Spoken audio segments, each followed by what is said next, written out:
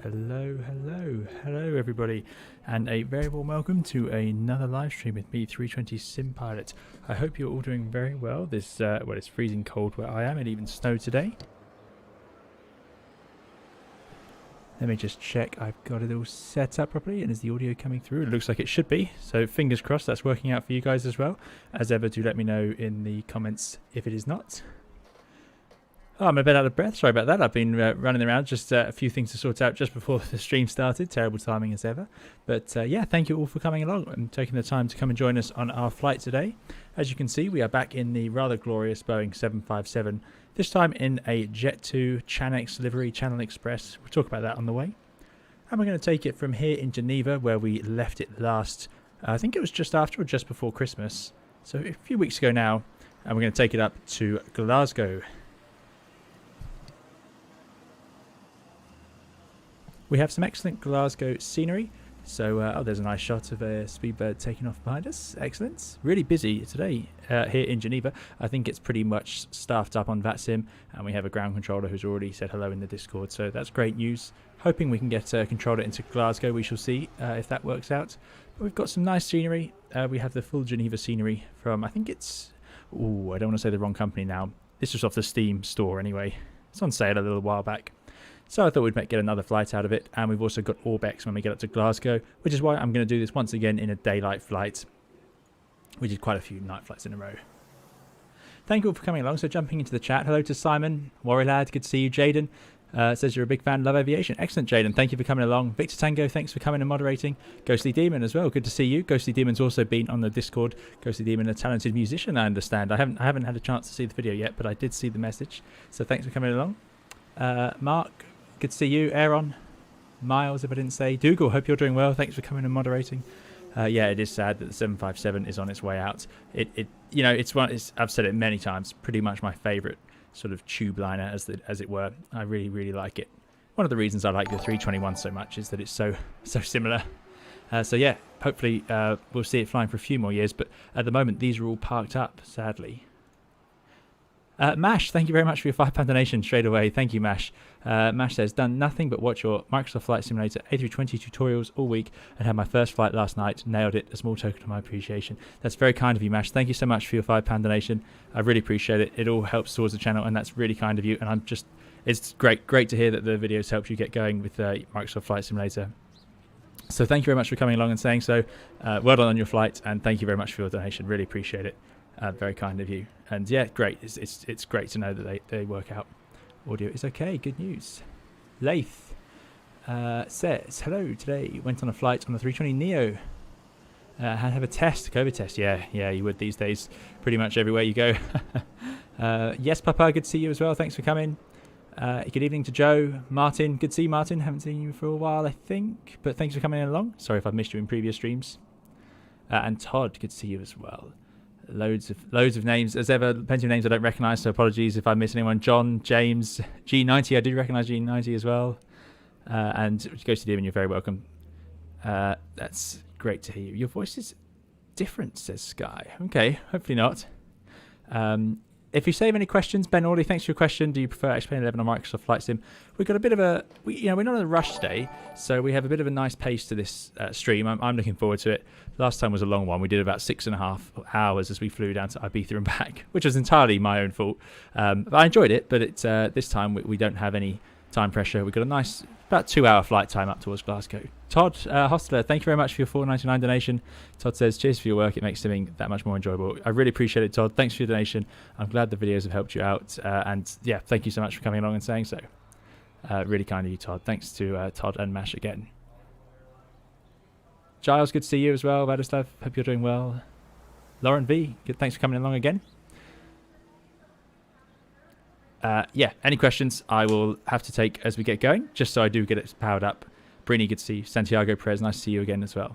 So we're here on stand 42. You'll remember when we arrived here, we were in my favourite livery, the Air 2000 livery. But one of my favourites, obviously JMC being the top one, or another top one. And we got parked on this stand here, which didn't exist, amazingly. So I've moved us over to stand 42 here in our Jet 2 757. This is a livery that's on the X-Plane forum. It's not the default one that came with the Flight Factor 757, but if you want to get this one, the link is in the description. I think it's a really nice job. And what's really impressive, I don't know if I can show you, is that the plane is matte sort of silver like the Jet 2 ones are, but the text is sort of glints in the sunlight, slightly reflective. I don't know how they've done that. I've never seen that before, or I've never noticed it before, certainly. But yeah, we have shiny red painted on, and then the matte sort of fuselage. So yeah, really nice livery. I've got to say, it's really good. And you've got the nice chrome on the entrance, or the nacelle of the engine, I should say. Oh no, everyone's saying I sound different. That's not good. I wonder if I've messed up something strange. I don't think we came here in the Britannia. I think we came here in the Air 2000, but I'm sure I can be corrected. I do keep using the Air 2000 livery as often as I can. But I'll be using that JMC livery as much as well. But yeah, so Patrick says, hi from Switzerland. Actually, the ground controller who's online right now suggested your channel to me. Excellent. Yeah, the ground controller's in our Discord, so is a viewer of the channel, which is great. So thank you to them. I think the name was Benjamin. Right.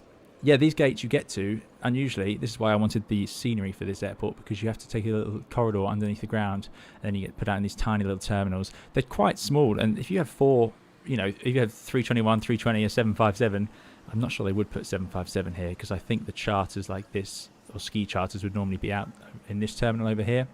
But even so, 4 Airbuses, and you've got a lot of passengers in this tiny little terminal trying to get down those jet bridges. Dougal's last 757 was Air 2000. There you go. Excellent. Right. Let us face the music now, because I'm going into this pretty cold. I haven't flown this aeroplane since the last stream, so I'm just going to have to hope that I can get the flight deck up and running in a reasonable way, because it is completely cold and dark, as you see. We're not gonna wimp out. We're going to do it properly.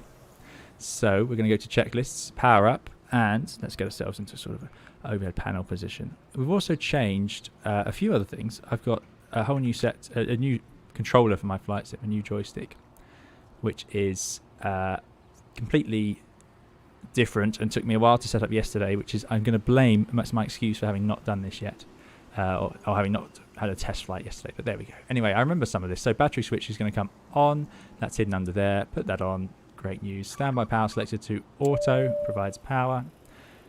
Landing gear lever is down, alternate flap selection norm. Electrical power established. So we've got a ground power, so we'll put that on.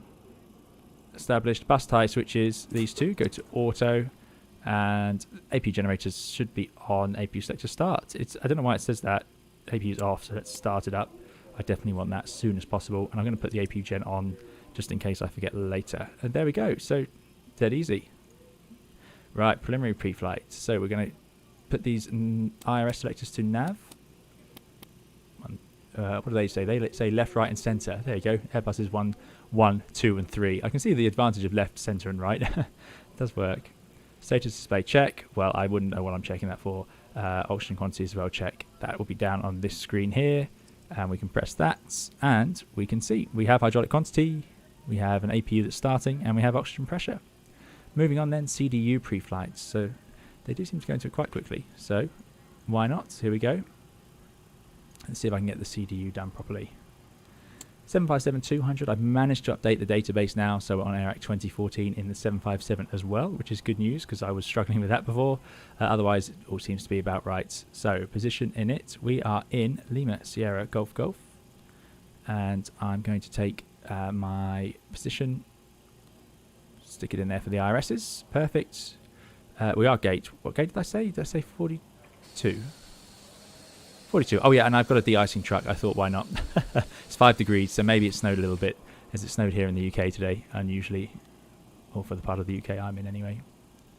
The excuse doesn't count. It's below 1,000 feet. That's true, Chickpoint. Thanks for coming along, Chickpoint. And yeah, that's true. I can't make excuses here. I've got to wait till we're up in the cruise. So for the takeoff, I have no excuse. I've got to get it right. Alexander Pasuto, good to see you. Back into the planes of my comfort zone. And Alexander's also got the TCA side stick. Excellent. Yeah, I'm going to do a little... I'll talk about that once we get going, actually, what I'm planning to do with the side stick. But there we go, in terms of videos. So, right. Lima, Sierra... Oh, no, it does it automatically. Every time I've forgotten that. And we're going to Echo Golf, Papa Foxtrots. we are going to depart from, I suspect, runway 22. Simon Fisher, thank you very much for €5.49 donation. Really appreciate it, Simon. I hope you're doing well. Simon says, really enjoying the content. Keep up the excellent work. Greetings from Frankfurt. P.S. I'm a student pilot from Germany, hoping to get my APL in 3 years. Good luck, Simon. Thank you very much for your donation. Really appreciate it. That's very kind of you. I'm glad you enjoy the videos. Plenty more to come. I hope all is well in Frankfurt for you. And good luck with your ATPL. Fingers crossed. Yeah, 3 years. Fingers crossed things are looking better. That's definitely something we can all hope for. But thank you very much. Really appreciate it. And thanks for coming along today, Simon. Okay, there we go. So Geneva to Glasgow, runway 22 for our departure. Flight number, we're going to be the EXS Chanex 247. Company route doesn't exist. Let's activate and execute. Right, performance in it. Oh, this is where it always unravels for me. So I think I'm going to need to put the runway in first anyway. We know we're departing from 22 just because the weather is so determined to be that way. Dougal is snowed in West Wiltshire. Ah, there you go. Yeah, snow all around at the moment. Lauren just got the TTA side stick yesterday. I believe it's the new stick. Oh, yeah, sorry. I got the TTA yesterday. Yeah. Right. Let's go. Operations, ground. Here's our weights. So I'm going to put a zero fuel of 77.4. Reserves of, I think final reserves we usually count as about 3, although I should check that.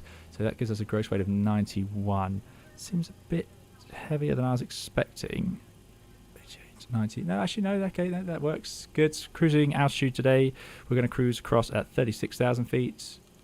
No problem getting up there quick enough at this weight in a 757. One of the most overpowered twin-engine airliners around. One of the first twin engines out there, really, for this size. So, yeah, very, very powerful. Famously powerful. Takeoff then. Flaps. I always just make this up. Let's go for a flap 5 takeoff because we've got lots of terrain around. The advantage of a flap 5 is we have a nice long runway, so I'm not overly concerned about departure roll. So the roll can be a bit longer. But if we're going faster and we've got less drag out when we get into the air, we're going to clear these hills quicker, and that's what I want to do. There goes someone else. Fantastic. Loads of traffic today. It's good fun.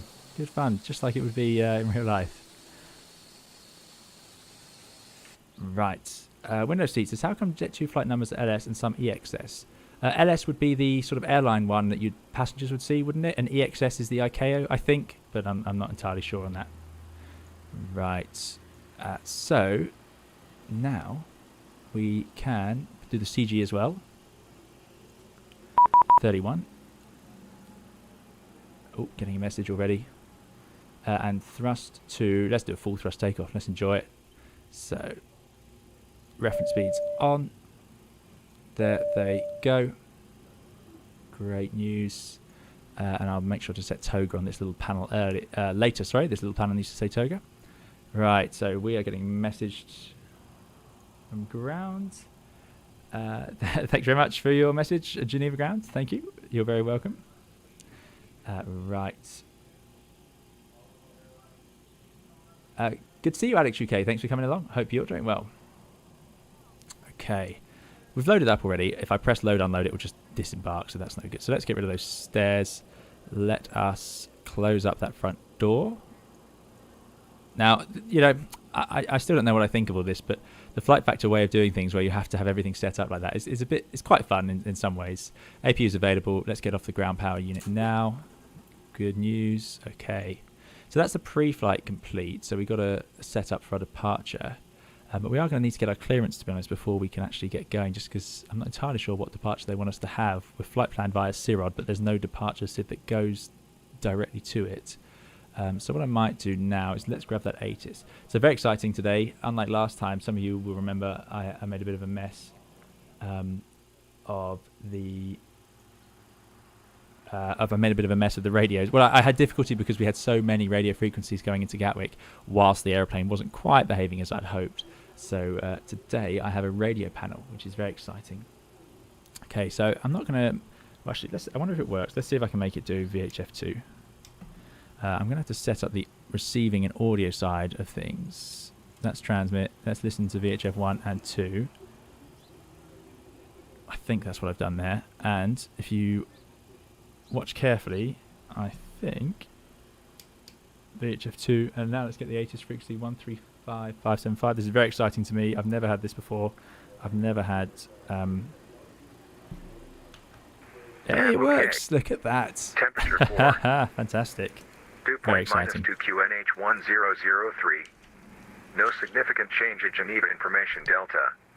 Report aircraft type on initial contact with Geneva arrival.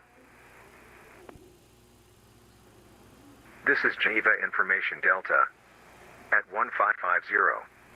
ILS approach runway 22. Transition level 80. Wind 230 degrees 12 knots. Cav OK. Temperature 4. Dew point -2 QNH 1003. No significant change at Geneva information Delta. Report aircraft type on initial contact with Geneva arrival. Fantastic. That is great.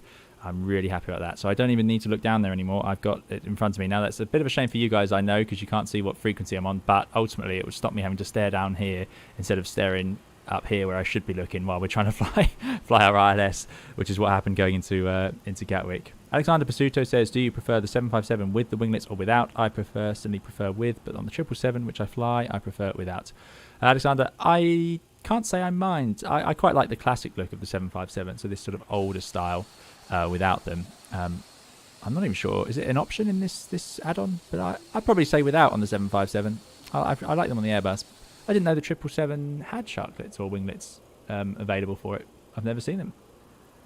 Okay, right, there we go then. So that is our ATIS. We've got a QNH. Every time you get an ATIS, do set the QNH basically straight away because you'll just forget otherwise. Not that one. This one. QNH is 1003. And there is a button. Send it across. And for some reason we have to do the standby one ourselves. 1003. 1003, about 1400 feet, which makes sense. So that's a good elevation check because that's about what Geneva is. It's quite a high up airfield, if any of you remember from the way in. Baptiste, hello to you. Thanks for coming along. I hope you're doing well. Right, so now we've got our ATIS. I can now go and chat to... We don't have a delivery, so we're going to talk to our friend on ground, 12185. Ah, this is great. I'm so glad we have air traffic control today because I really wanted to use this radio panel. Now I've just got to remember how to actually transmit and get all that pelt right. Lufthansa 295, ready for taxi. Lufthansa 295, taxi to holding point runway 22 via outer and alpha. Taxi to holding point 22 via outer and alpha, Lufthansa 295. That was a from the taxi 22. Busy on frequency. Simon, thank you very much for your €5.49 donation. Really appreciate it, Simon. Very kind of you. Simon says, really appreciate your very helpful videos.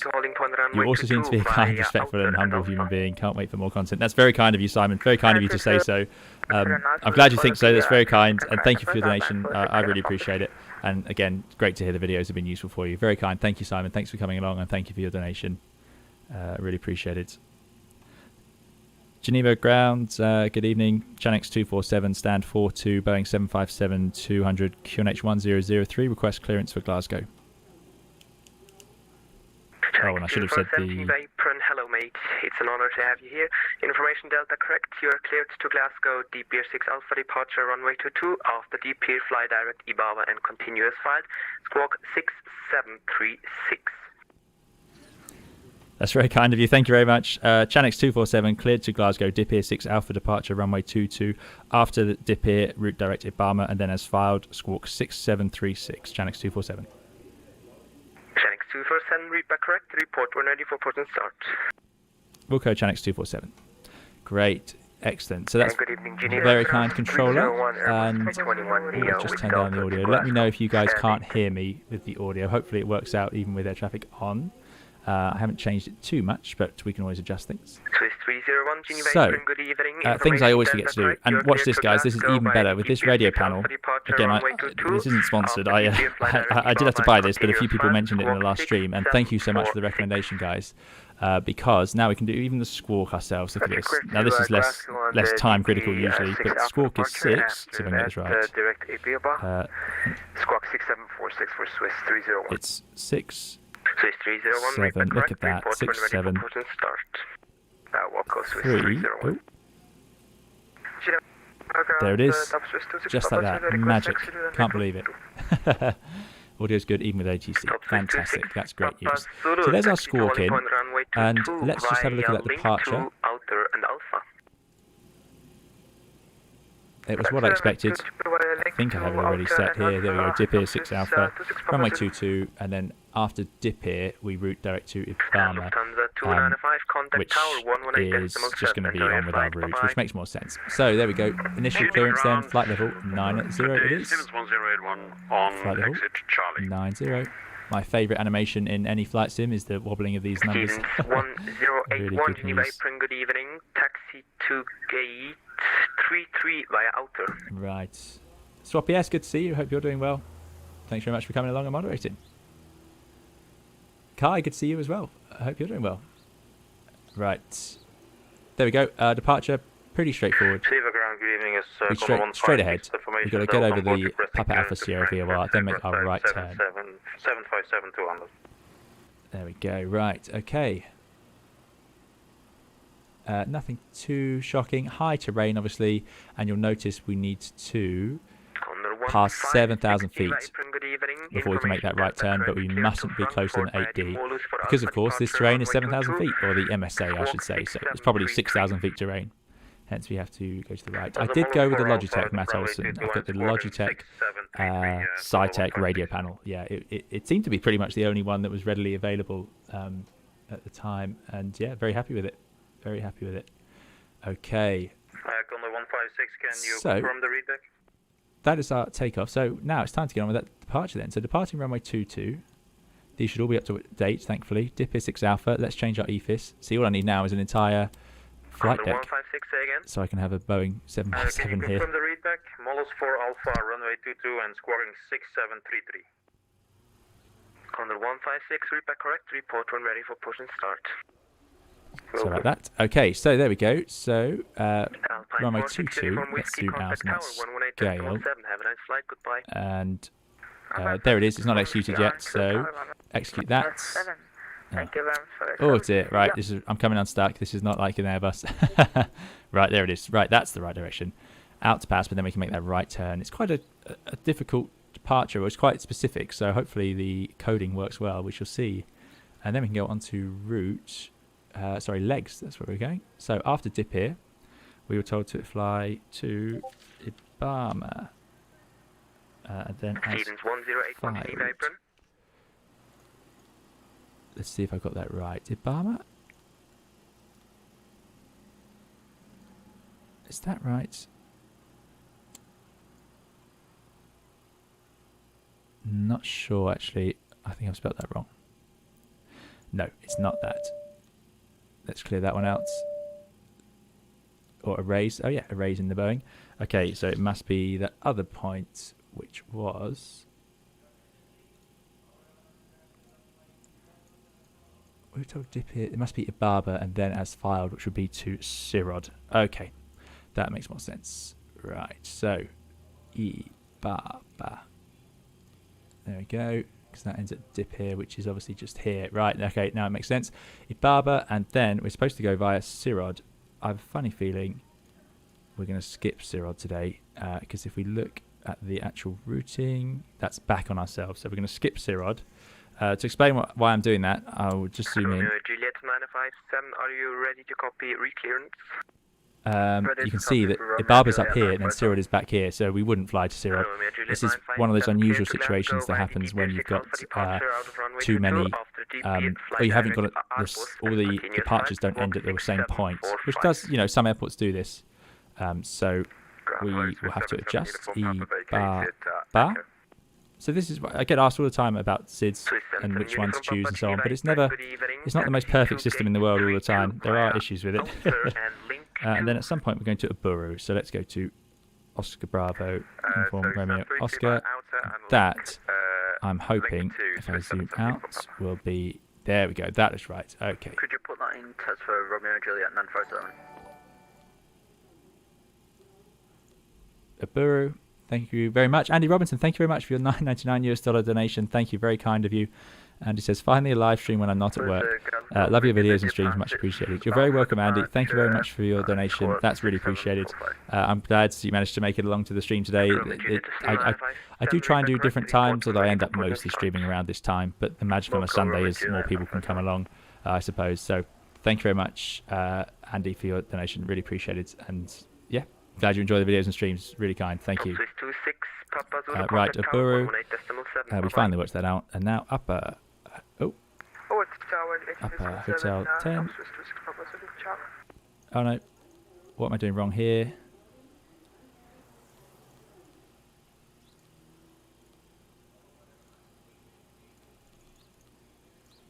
What am I doing wrong? Upper Hotel 10? Does that not work? Nope. Okay, someone smarter than me will know what I'm doing wrong here. Is it in routes? Next page. There it is. Right, Aburu. There we go. Okay. Upper Hotel 10. Thank goodness. See, it's a good job we're doing this today, or I would be totally lost next time if I'm not already. Upper Mike 733 to Coulommiers, Charlie Lima Mike, VOR. Let's execute that. And from Coulommiers, we're going to go direct to Rodin. Dear, I'm running a bit late. Direct to Visan. So there's no time pressure. There's no time pressure. Rodin, Visan, Upper Lima 613. We're actually not too far off from being ready, I don't think. Upper Lima 613 to Sovat. Because we've done a lot of the clearances and stuff that I usually forget, and we've done it already, so hopefully not too long. Now these arrivals have all changed into Glasgow since I've last been there. Upper number 590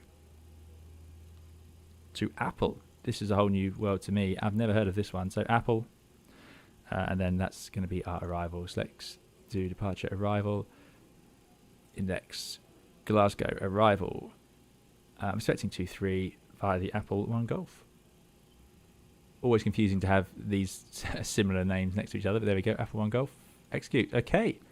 So we've done our init. Our pre-flight was complete. We've got our legs on our departure arrival all set. I think we're in a pretty good place. So that looks like the CDU done to me. Route page. Yeah, thanks very much, guys. Watching me struggle through it. Hopefully all those specs are now up to date for what I'm using. People have got used to using the ATSU in the ANX mod. Yeah, that is much nicer when you can just download it. I had to remember that I had to type in the route today, which caught me off guard almost. Good stuff. Right, okay, back. Let's get ready to go then. So we've done our CDU. Nothing else here. What's going on? Why can't I do that? Oh, you have to scroll through this. Done all of this. Great news. Good. Okay, back onto that overhead then. We're getting complaints from the cabin, of course. What is their concern? Let's find out. Oh my god, it's like a refrigerator in the cabin. Brilliant. Okay, they can have APU bleeds. I'll open the isolation valve. Let's put the packs on. Put the trim air on. And let's set those temperatures to auto. There we go. So this is all nicely laid out. Air conditioning panel over here. There we go. Oh yeah, it's 8.6 degrees in the cabin. No wonder they're unhappy. Right, back to our checklist, because I have had complaints about how long I take to get in the air, and I promised myself today I wouldn't let that happen again, but here we go. Okay, your damper needs to go to normal, or on, I suppose. EEC goes to normal, sorry, there we go. Hydraulics, right, every single time I've done this wrong. So system pressure lights checked, we want them all illuminated, yeah, but they're illuminated to say press, so I suppose that's what we're checking. Yeah. Left and right engine pump switch is on. So that's the elect, don't do that. These are central electric, so don't do that. Engine pumps on. There we go. Finally, first time I've ever done that the right way round, which is a relief. Right. Yeah, I hadn't heard that complaint from the cabin either. Right pack is not on auto. Thank you. Let me check that. There we go. Great spot. Thank you. Okay. Right. Utility bus switches can come on. On. Generator control switches on. On. Emergency light switch, which is up here. Guarding alarms. Passenger oxygen light. Check. Do not press it, otherwise we will get the. I think that will bring down the masks. So we'll just do that. Do not press the ram air turbine. Fine. Engine limiters should be on, of course. Why wouldn't you want those on? Engine start selectors need to go to auto. Now I haven't managed to get my. I've got the Airbus Quadrant as well with me, which I'm really excited about, but I haven't managed to get it to work with the startup yet. So I don't know if anyone else has the TCA Airbus Officers Pack. Obviously, it's not really designed for the Boeing, but there we go. Okay. I'm going to put the fuel pumps on because I'm pretty sure I didn't last time and it didn't work out. Center tank's empty. We don't need any of the anti-ice. Let's get the position lights on. We don't need any of the others. I think that's us there. Good news. Then that's off. Okay, window switches can all come on. HF we're not using. Signs, let's put those on. We want this definitely in auto, please, and we'll have the auto rate, please. Thank you. Landing altitude of Glasgow, it's basically it's sea level. I think it's something like 100 feet, although I'll check that when we get going. Good, done, excellent. We're getting there. We've done all the. It never thinks I've actually set those to auto, but there we go. Bleed air switches need to come on. Bleed air switches on. Yeah, lo and behold, on they go. Interesting. AP bleed air on. Okay, and now back to our seats. Let's get the flight directors on. Now I have this assigned to my new joystick. Flight director on. There we go. Fantastic. Which is just that little switch there. BMR DME is in auto. Oh, that's worked out. Normally it doesn't do that straight away. Oxygen tests. We can test that down here. Crew pressure check. So we've done our test. We still have 1700 psi. Plenty of fuel. Oxygen. Stephen White said, I just went to the shop and you're still prepping it. Thought you'd be in the air by now. No, don't. That's not how it works on these streams. Don't you worry. I normally aim for half an hour. It's typically 45 minutes before we get engine started. Right, crew oxygen pressure we've checked. Okay. Flight instruments we need to check. So now we've got our weather. We've done the QNH, which is all good. Let's set up our EFIS to map. Let's zoom in on the scale. And let's put terrain on, because that'll be the nicest one. Okay, and now let's just bring up our charts and see what we might want to tune. So we could tune the VOR of pass 116.6, but it seems more importantly not before 8 miles Geneva and after 7,000 feet we make that right turn. So we could put in the Geneva VOR 115.75. Although actually, what am I talking about? We're going to leave it auto tuned, aren't we? 1166, so it's auto tuned the pass. So let's leave that. So set the altimeter, flight instruments look good. Okay, and then it goes on a whole load of other things, which there is one thing we need to do in here, I do remember, because a lot of those are check. Let's get rid of that. What we do need to do is go down to this funny little computer, which I still haven't quite worked out what it's going to mean. We need to set the computer to auto. There we go. If possible, push back. Otherwise, that's going to be a toga. Heading reference is going to be normal. I'm not going to fiddle with that. Recall, any other warnings? Well, there's loads, but we aren't started up yet. Water brakes disarmed. Speed brake levers are disarmed. Fire switches are in the right place. ILS we're not using at the moment. Got our comms set up. Weather and turbulence is in test, which seems fine for now, or off I suppose it should be, but it doesn't seem to have an off position. Good, I think we are getting there. So 224 initially. I'm going to put that in the heading bug, which I assume is something you do on a Boeing. Again, no heading bug on the Airbus to worry about. I'm going to arm LNAV and VNAV, because I always do. Again, I have no evidence to say that is correct. Nothing today is any sort of actual procedure. Good stuff. So we're taking off, let me just remind myself, flat 5, and I need that takeoff trim, which is here, which is 31%. And we're going to do a toga takeoff, just for our own amusements. Right, there we go. Time to go into the checklist then. For peripherals, put an exclamation mark specs, and it should tell you. And we're going to go to normal checklist. Right, pre-flight oxygen test. We did that already. Pressurization mode set to auto. Flight instruments test. Parking brake is set. Yep. Fuel control switches are in cut-off and gear pins removed. Foresight checklist. Fuel check. Do we have? I wanted. I did write it down. I wanted a bit of extra, 13.1 because of the snow in the UK. So have we got 13.1 tons? We got a bit more, 13.5. So that's more than enough. So that is checked. Passenger signs are set. We have on and on. Windows locked. Nice to have sliding windows. A bit rarer these days, especially in long-haul aircraft. They're no longer on the 787. Obviously the jumbo jet didn't have them, but there we go. They're both closed before I get distracted with that.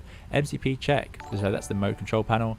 I'm going to arm the auto thrust, I think, later, but we've got our speed of 148. Baptiste Bori, thank you very much for your €5 donation. Baptiste says, always a pleasure watching you. Very kind of you, Baptiste. I really appreciate it. Thank you for coming along to the stream.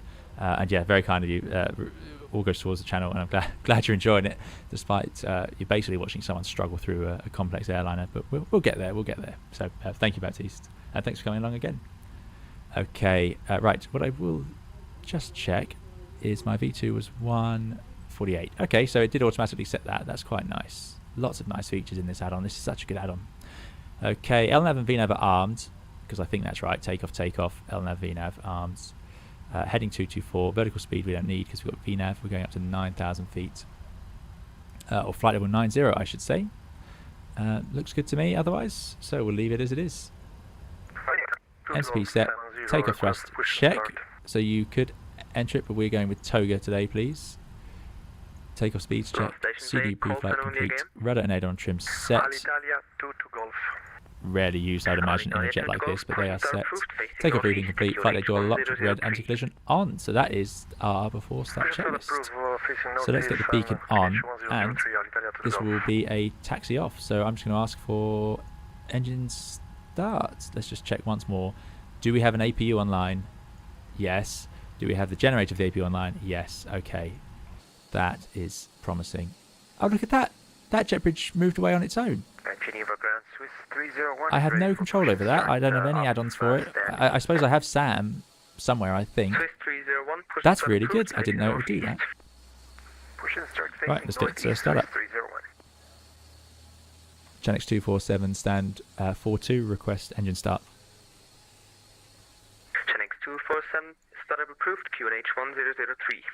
Startup approved, QNH 1003, Shanix 247. Alpaca 28 Whiskey Alpha requesting push and start, stand 11. Ah, we do have an Alpaca, yes. I assume that's the VCP. And there's Alice 2 Golf, who appears often as well. Excellent. Right, so we are going to get rid of the rest. So don't need the GPU, don't need the fuel, passenger bus, or the icing truck. Let's go back to our checklist. Okay. That's no. We've got to do engine start now. Oh, here we go. So if we go to amplified, we can go to procedure and then the engine start procedure. Here we go, just to make sure I get it right because I haven't done it for a while. So we check secondary indications, which are there, all looking good. PAT control selectors off. Now I forgot to do this last time, and if you do forget to turn off the PAT, there's too much air from the APU going into the cabin and it can't do it. So let's go PACs off. There we go. Left engine start selector goes to ground. Ground. Wait for N3 to reach 25%. N3, the third spool, needs to get to 25, which I assume is this helpful little marker here. Bacon Warrior, good to see you. Thanks for coming along. There's 25%. And let's get that on. Not rich. Run. 2 clicks forward. Run. And let me make sure my little Airbus ones are set right. They are. Good. And on she goes.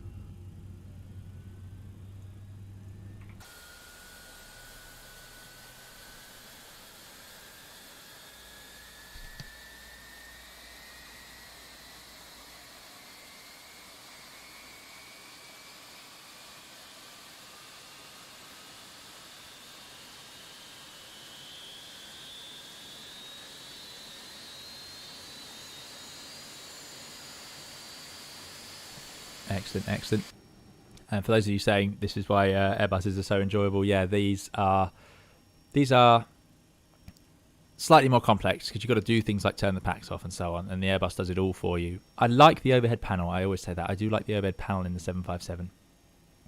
But yeah, it is a more complicated beast because a lot of these things aren't just sort of left automatically. The Airbus does so much for us. It's ridiculous. It's amazing. Right, that's stabilised. Same again. So, right engine to ground. Still haven't worked out why it says ground, but there it is, ground. Let that one spooled up. Same again, 25% we're looking for.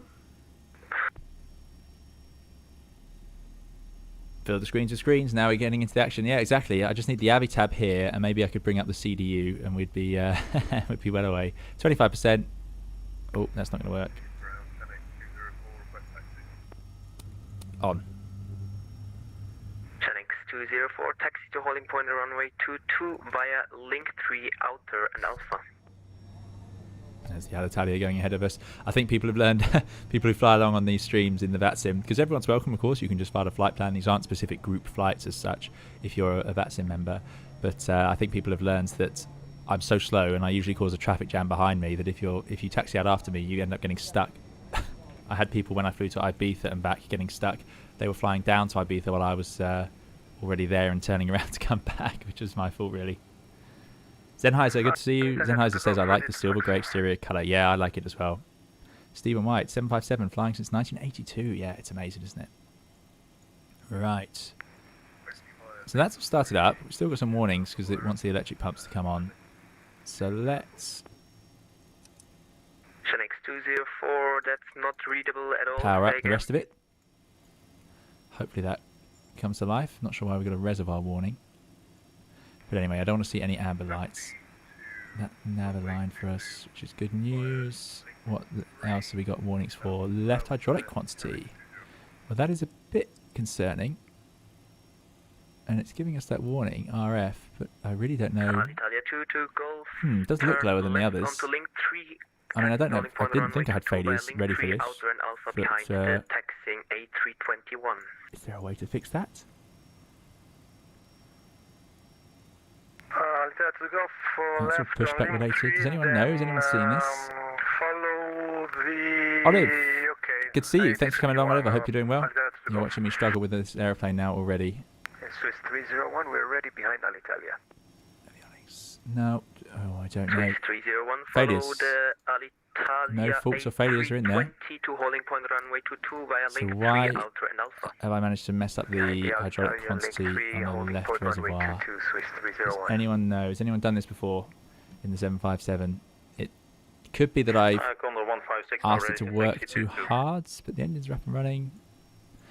Condor 156, taxi to holding point Well, it's a runway caution. 22 via It's only an inner amber link caution. 3 We have outer quantity and we and have the alpha. pressure, so we'll be able to go. Whether the real airplane would dispatch in this situation, I do not know. But it looks like everything's fine. I don't want to press anything there. It disappears when you start taxi. Okay, yeah, let's wait and see. Maybe that's a feature of the real airplane. Some airplanes, you know, in the Airbus, if you can get a low pressure warning in the accumulator and until you open the cargo door and all sorts of random things. So yeah, okay, well let's not obsess over that. Let's get some air on for the passengers before we get in trouble back there. EG 6824, taxi to holding point Got runway our 22 generators via online link 5 for the and engines, alpha, hold so short of link 5. 22 via link 5 and Alpha, hold short of link 5. off goes the APU. Let's run that checklist and let's get out of here. Normal. Before taxi, anti-ice not required. Nice day out there, really. Quite clear. Isolation switch off, which is this one. Isolation switch is off. Recall checked. So we've already established that that's probably spurious.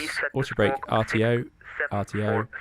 Ground equipment clear. It is. Taxi and turn off lights to go. So we'll turn those on when we are cleared by traffic. Alpaca 28 Whiskey Alpha. Atlas, good to see you. Hope you're doing well. Thanks for coming along.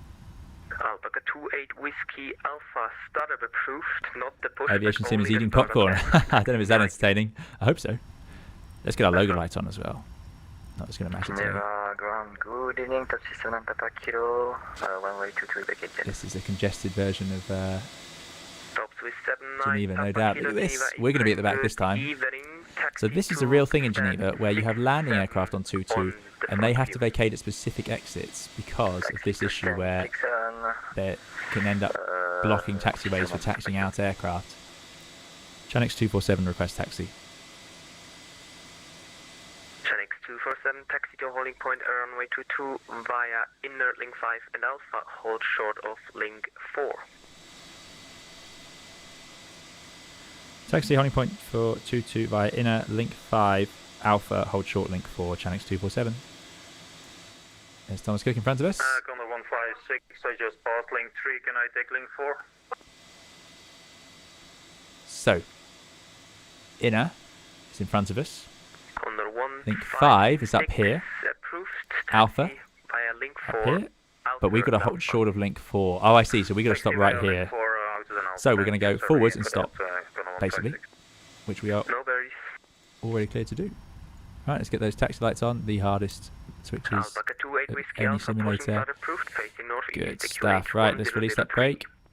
Now you'll notice Alpaca 283 approved, push to start, face northeast, QNH it says 1003. FMC message, but I haven't seen I it. can do one. Already moving. 4 contact tower 118.7. Check those Enjoy your brakes. flight. Bye bye. Oh, it's a bit aggressive.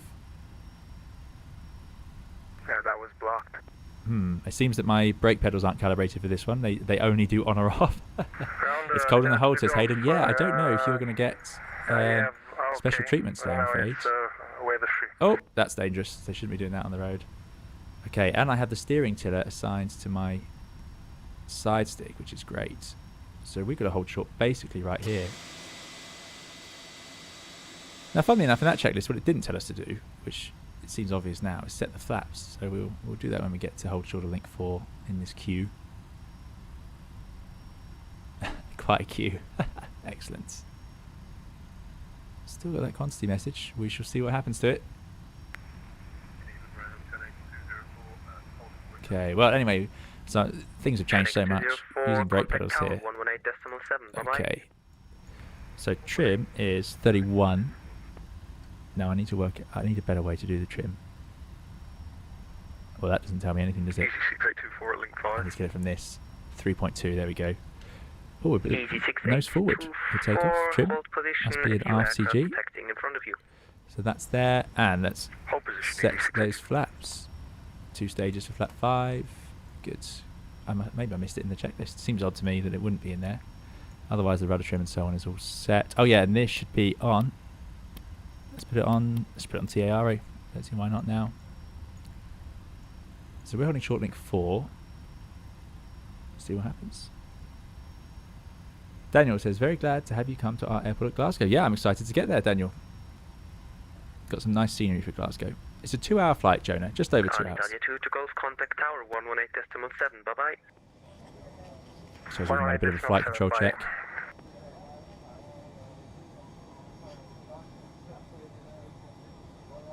Not sure what we're waiting for. It is a congested. Attention, X247, taxi via link 4 outer and Alpha to holding point runway 22. Link 4 outer Alpha holding point 22. Channix 247. Great stuff. So that is straight ahead. Now I do have the parking brake on one of these buttons, but it doesn't seem to work in the flight factor very well. So there we go. Let's do that. Right, forwards, and then left, right. Link 4, nice ground signage with this add-on airport. Matteo is coming along today in the 737-200. Excellent. Excellent. Making life difficult as ever. I still haven't. I know that on the Discord I saw that the fact I haven't flown the 737 has come up again. Now, I will fly the 737, I promise, one day. But I'm hoping that if I keep flying the 757, which is, I reckon, easier because of this overhead panel. If I keep flying this, I was hoping you guys wouldn't really notice. There we go. Let's get over to those lines. Yeah, really nice livery. So again, if you have the 757 and you want a Jet 2 livery, this is just really well done, no doubt. So we're at some of the last ones out, really. Condor 156, contact tower 118. You'll notice as well. Actually, let's get round the 10. Finish some of those checks and then we'll talk about it. The FMC's message is the co-pilot side. Thank you. We still haven't fixed our hydraulic thing. I've run the flight controls as well, hoping that might do something, but it's not having it today. So if anyone has flown the 757, do please let us know what we're doing wrong. Yeah, so let's do this flight controls properly. Got my rudder working. Yeah, so down here, just like the Airbus, full left, full right, neutral, down, up, neutral, left, right, neutral. Now it doesn't go fully left and right because of the way my pedals are set up. I need to work on a fix for that as well. It's quite hard to get full left or right on these pedals. My voice is back to normal now. That was the shortest cold in history. Now, I tell you what it was. I had to run around the house a few seconds before starting, which led me all wrong. Made me completely out of breath for the start of the stream. Okay, let's get rid of that. And legs. How about that? Okay, so we just got this left hydraulic quantity.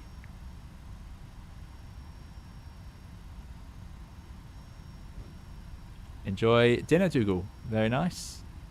Try resetting the hide pumps. Yeah, I might do that. If we get time at the holding point, that could be a good plan.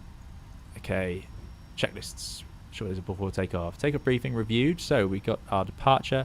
We're going to go out to pass, get above 7,000 feet, make our right turn up to Kellogg, climbing up to flight level 90. So we must set standard before we get up there.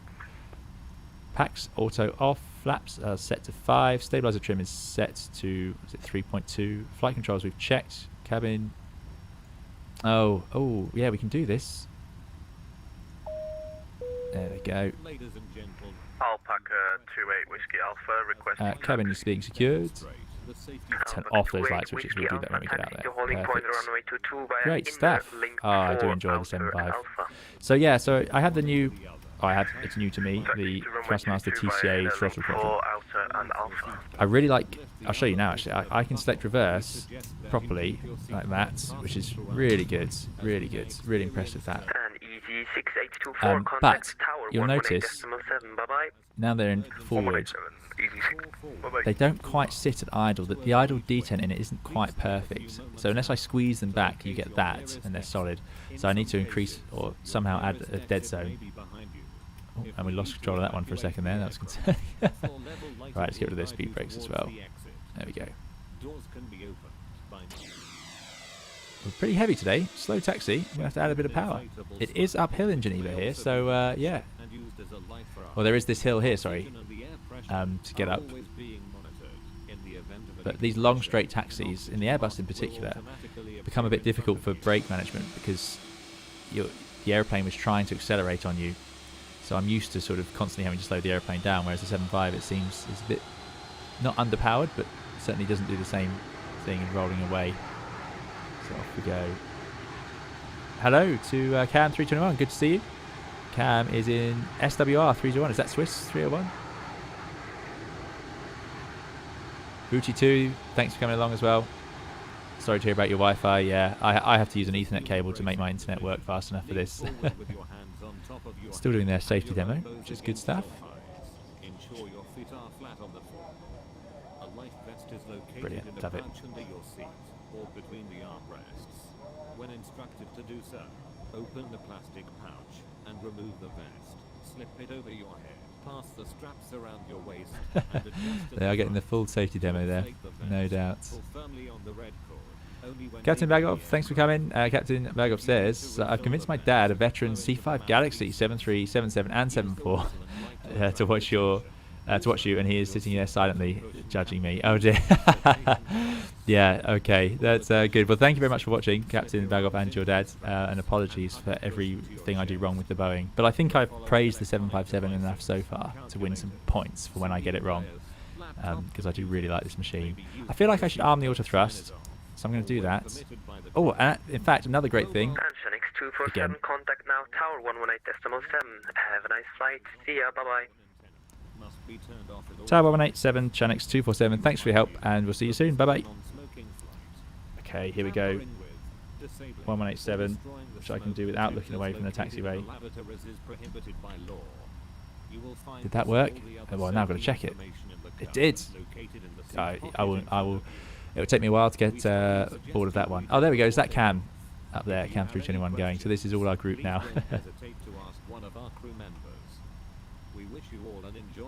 Sounds like the safety demo is finished, and here we go. We're trying to get up this hill. So let's kick on a bit of power. It really slowed down there. the Airbus there would just roll up that hill because it would have had so much speed from that previous section of going straight along that you actually have to apply the brakes to slow it down before it reaches this hill. But great to see it model. This is the magic of X-Plane, really. These really nice ups and downs on the taxiways. Look at that. Spool up. Come on. Go. Again, we're going to have no trouble with the amount of thrust we're going to have for takeoff. The left-right rocking motion while you taxi realistic. There is a very subtle rocking. Yeah, it can happen. Not often. Mostly the wings stay perfectly level, to be honest. I would say that's a little bit overdone. Although I've not taxied the 757, obviously, but in the Airbus 321, you wouldn't expect it to be quite as bad as that. It would be a pretty rough taxiway if it was. Mate Varga, thank you very much for your 400 donation. Very kind of you. Mate says, oh, hey, another stream. Yeah, indeed. Thank you very much for coming along, and thank you for your donation. Really appreciate it, Mate. Very kind of you. It's taken us an hour to get in the air. I can't believe it. I just earlier today read a comment that was saying that I shouldn't take so long. By the way, guys, if you comment on one of my YouTube videos and I don't answer, I used to always answer all the messages. It's difficult now with Discord and the amount of comments, which is, it's a good thing. I'm really grateful for them. But what I will say is I read the comments. I do see the comments. So if you do post something, I promise I have seen it.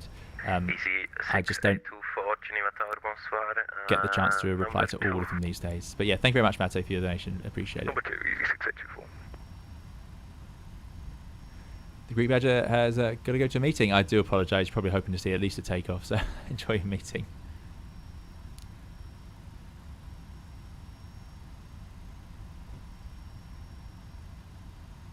John would like to see a full 787 flight. Well, thank you for your subscription.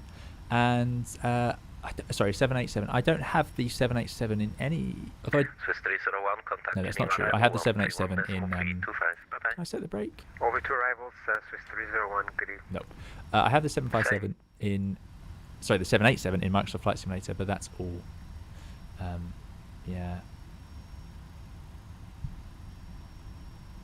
Jack has a theory for why the 757 may rock. Jack says, I imagine the tall gear legs probably have fairly large compression. Maybe that's what's making it roll a little. Yeah, it could be. I really don't know. I don't know if it's realistic or not. It's got more wheels. It does have more wheels, so it might get into some bumps.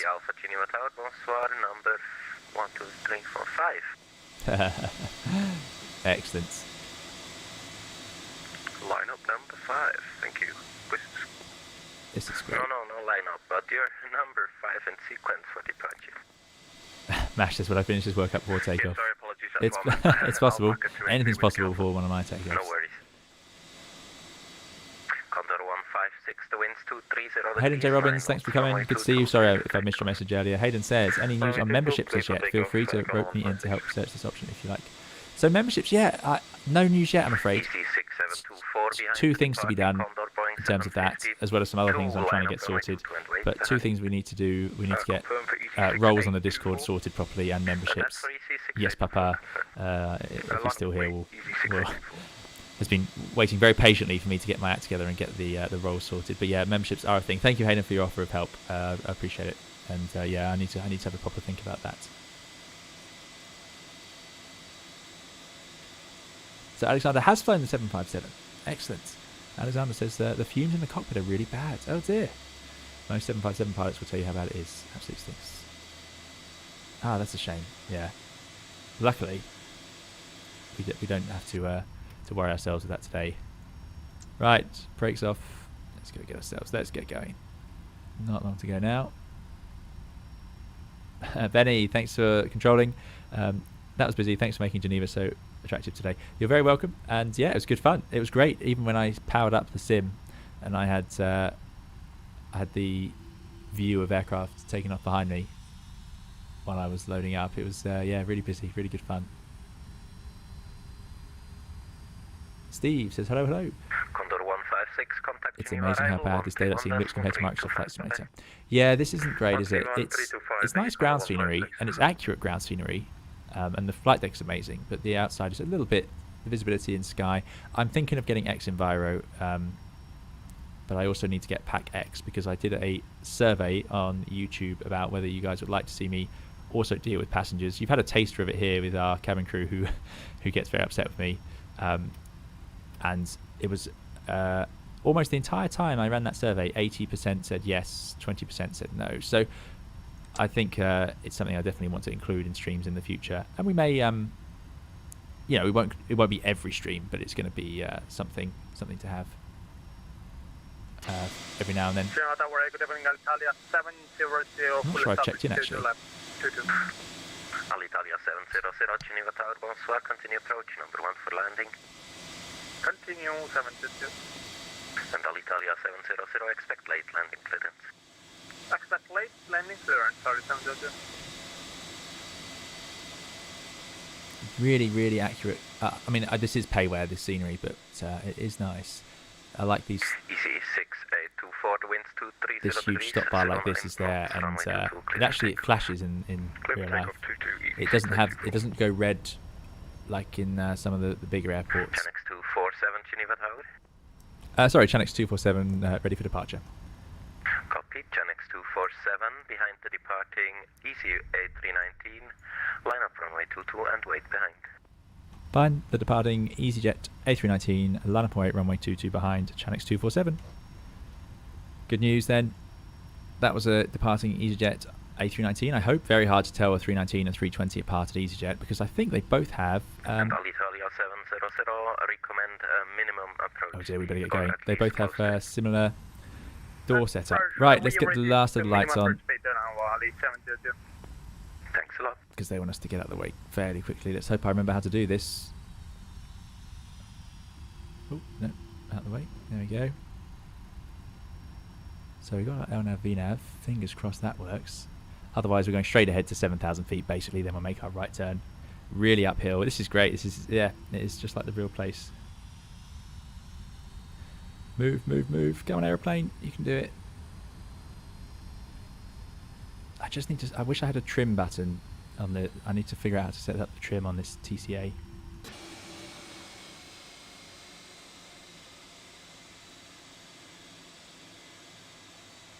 EC6824, contact Geneva arrival 131.325. Bye bye. 13132. Okay. Bye bye. Here we go then.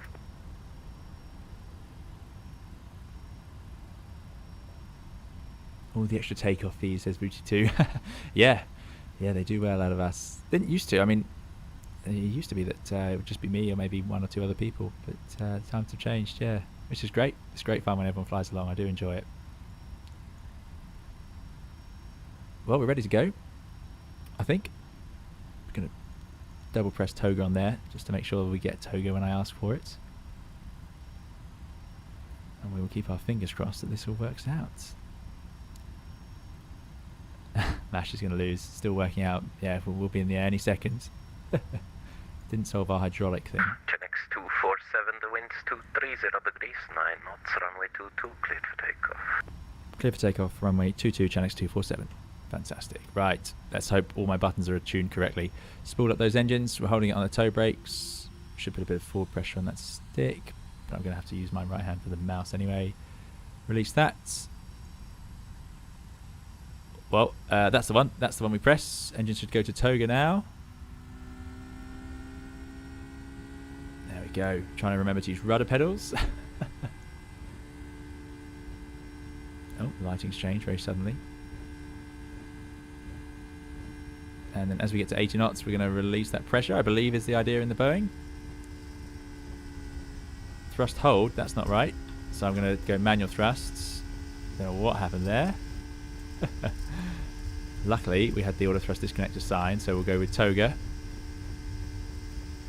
V1, rotate. Up we go. Romeo John. Positive climb. Correction, Romeo Gear up. Juliet, and then LNAV. Well, I don't want to go left, that's for sure. No problem, call you back. Look at that pitch, well over 20 degrees. Alitalia 700, And that trim worked out for us quite nicely. 8 knots now, runway 22, cleared to land. Not convinced about that LNAV. There we go. EPR VNAV speed. So that it sounds like the auto thrust has engaged again. Oh, it looks like it because it says EPR. Start coming around to the right. Flaps can come up a stage. Juliet 957, traffic is That's not sync though. Alitalia Boeing 738 on 2 mile final report in sight. Just a bit of a right track adjustment for that wind. Romeo Juliet, Flaps up again. Romeo Juliet 957 I need to sort out trimming because it's really unpleasant trying to trim like that. And autopilot on. Line up on Commands. VNAV speed, LNAV, there we go. EPR. Above the F. Gen X247, contact Geneva arrival 131.325, bye bye. 131.325. Gen X247, thank you, goodbye. Right, so the gear is up and it seems to have gone off. The flaps are at 0 and they're at 0 on there. We are going to need to set standard now because we're going up to a flight level. So I've set standard on there, 1013, going to send it across. I'll leave Q&H on this standby one. That way I can see when we're above that 7,000 feet for that turn. Frequency then, 131. You know it, you know it. I'm using my radio panel. This is so fancy. Can't believe it. What a new age flight simulation for me this is. Departure Chan X247, dip here 6 Alpha, passing 5,600 feet, climbing flight level 90. Gen X247 Geneva arrival, good evening, identified, continue climb flight level 240. Climb flight level 240, Chan X247. 240 Southwest 800 Delta Bravo, descent flight level 150. Right, it shouldn't have turned that early because we aren't at 7,000 feet yet. Luckily we're visual and I can see we're going to clear those hills. But yeah, I told you the coding for that is quite serious. So yeah, it hasn't quite worked out. There we go. VNAV, LNAV, EPR. Now I have a funny feeling that EPR issue on takeoff where it suddenly reduced the thrust was to do with this. Maybe I should have set up a flex temp or something like that. But either way, it's no problem because luckily we have those little red buttons here. This is the toga button in this airplane, I believe, but it's the auto thrust disconnect in the Airbus. Gen X247, stop climb flight level 150. Stop climb, flight level 150, Chan X247. Okay, 150. We can do that. Great stuff. 1 hour later takeoff. Yeah, that's it. Someone was coming in for landing afterwards, exactly. Pilot guy says you have to press the thrust button in 757, not toga for takeoff. Yeah, I mean normally I press that little screw and it seems to work, but because it's supposed to represent that. But anyway, there we go. Okay, accelerating at 10,000 feet. Alexander Pasuto will tell me, is this accurate? Does the airplane really lower the nose this much on takeoff to sort of 500 feet per minute while it accelerates? I suppose it could do. Why not? Anyway, 10,000 feet. We're on standard.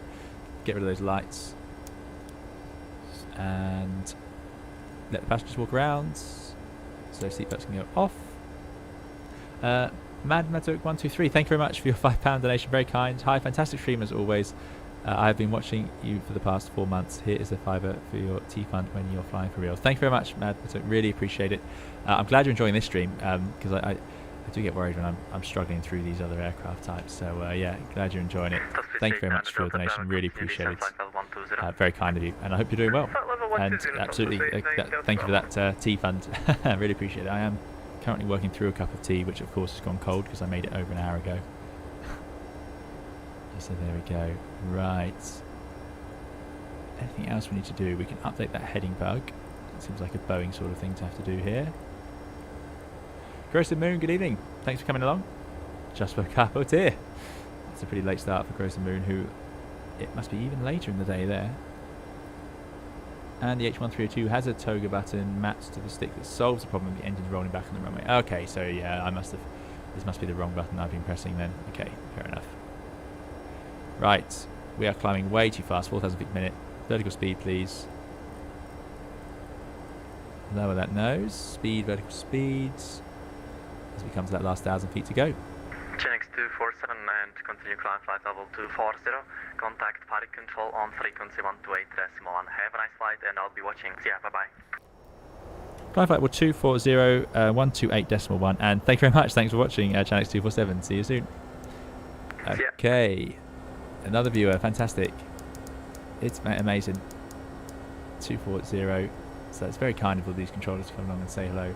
And hopefully we don't cause too much of a headache for them when we show up in a group of 6 all trying to do the same thing at the same time. Right, 128.1. Oh no, pressed the button too early.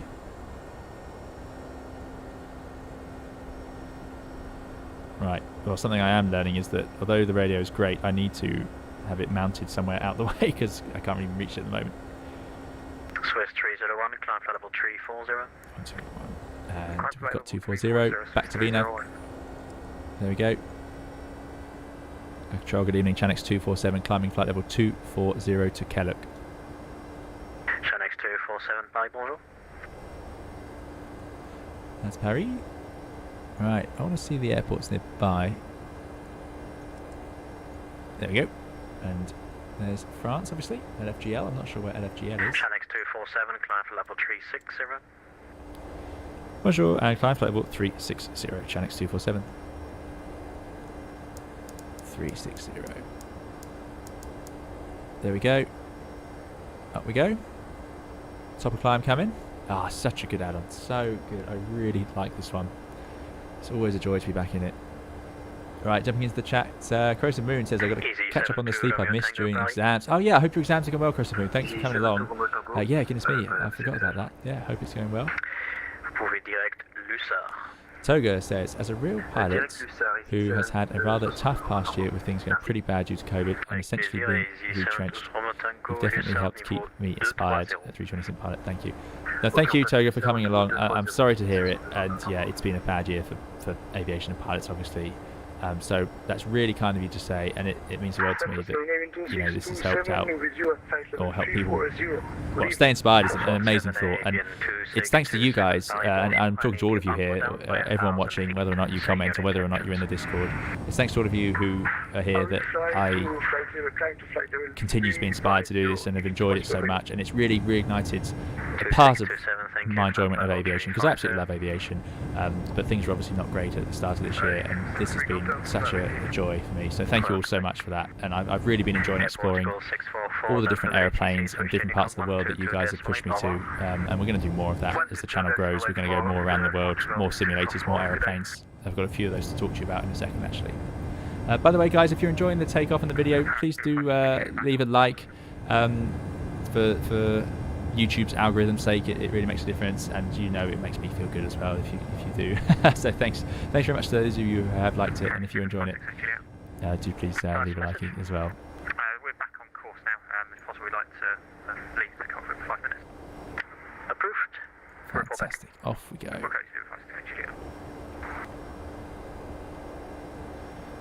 Right. Do we have a checklist? Our sake of checklist: packs, auto, landing gear up, flaps up, altimeters are set. Done. Next one is the descent. Fantastic. Savage Haters, good to see you. I'm doing very well. I hope you're doing well as well. No, Edis just sub. Thank you, Noah. Really appreciate it. I don't seem to be getting alerts for subscriptions anymore. I don't know what's going on with my cloud bot, but yeah, apologies for that. But thank you very much for your subscription. I hope you enjoy the future contents. Oh, I'm pressing all the wrong buttons on my streaming software. So if it all suddenly goes dark, that's why. There we go. Right. Nice wing flex. Yeah, it's a nice effect they have on here. You can actually adjust it, I think, slightly. A bit turbulent here. Paris Control, good evening. Poland Cargo 005 over Arnold Point at level 360. Massive Varga, thank you very much for your 400 Hungarian forints. I remember the currency now. Thank you very much, really appreciate it. L1011 stream sometime. Fantastic. I don't know if there's one of those available for X-Plane, but I would love to learn the TriStar. I hope I'm right, the L1011 is the TriStar. One of the most unique airplanes ever made in terms of its systems and setup. Really amazing. So that would be really quite something to get my head around, I'm sure. If that's what I'm thinking of. But yeah, thank you very much for the donation, Matt. I really appreciate it. Thanks for coming along.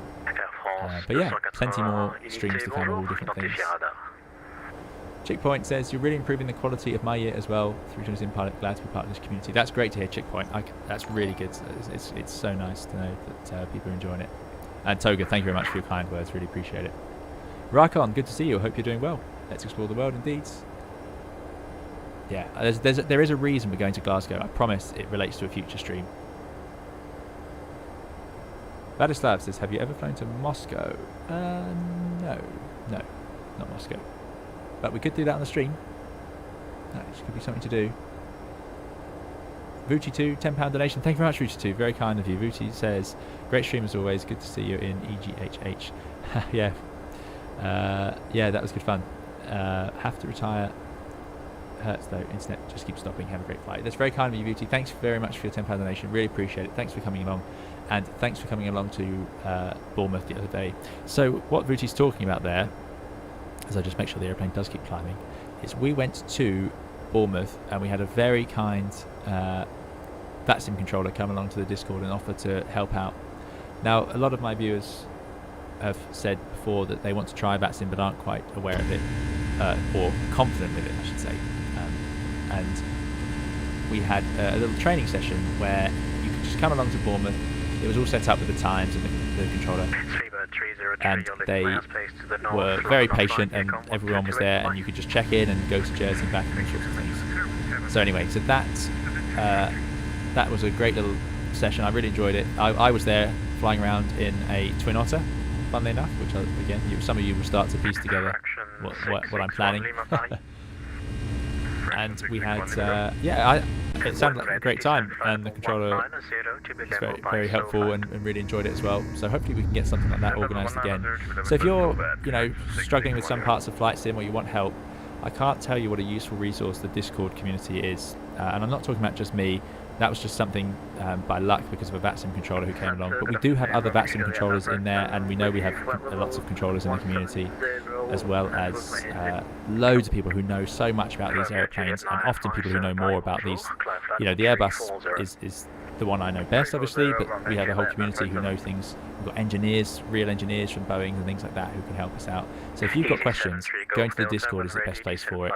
And we've got a little VATSIM help section now as well for those of you who are trying to get started with air traffic control, which I really hope helps a few of you get confident with it, because it is good fun when it works out.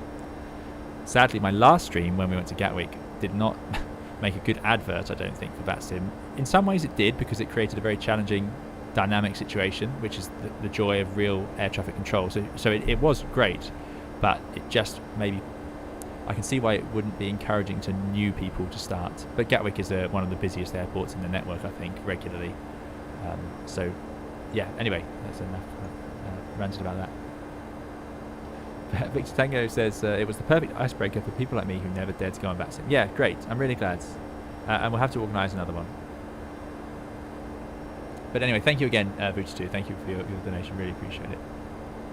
Lauren V, big TriStar fan. Would love to see you give it a go. Yeah, so there is a TriStar, is there? A few people talking about it. People really seem to like it. There's no TriStar for X-Plane, says Andy. No, I thought I was worried there wouldn't be. Noah Ellis is starting flight training next June. Good luck. I hope you enjoy it. The Real Wego says, do you ever watch crash investigation shows? Yeah, I used to watch air crash investigations all the time. Yeah, I've had a few recommended YouTube channels that feature things as well. I must admit, I watch them a bit less now. The reason is I tend to go and read the reports, because it makes a bit more sense and involves a bit more information. That I don't want to sound arrogant, so what I mean is I read the reports because it makes more sense to me, and you can get more detail out of it that they won't put in the shows, because obviously a lot of it will be jargon, it will be words and phrases that you just aren't maybe used to hearing outside of it. And the reports are written, they don't tend to be written too specifically for an aircraft type, so I can understand reports about other aircraft. So yeah, so the Av Herald is a website that I use a lot, which has great information on it.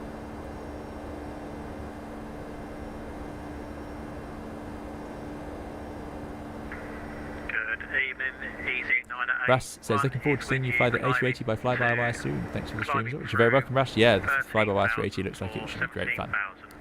Leaf Laverbrink, thank you very much for your 75 Swedish donation. Thank you very much.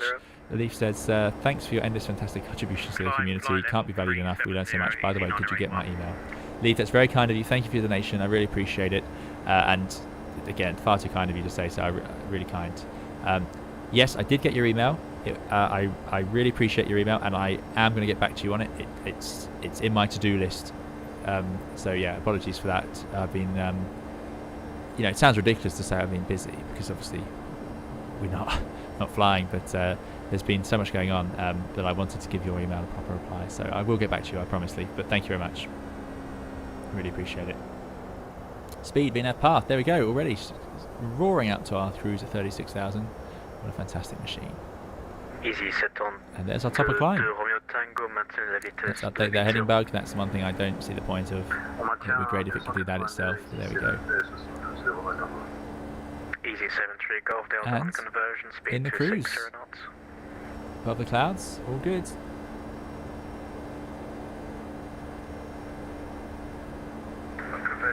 Victor Tango says, after watching a lot of air crash investigation, I started going on the NTSB and AIB websites and read the actual reports. Very informative. Yeah, exactly. Yeah.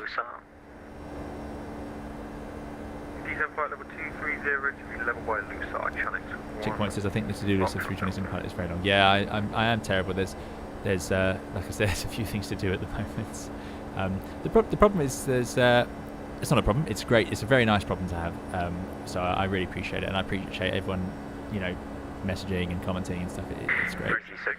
I end up with things to do because,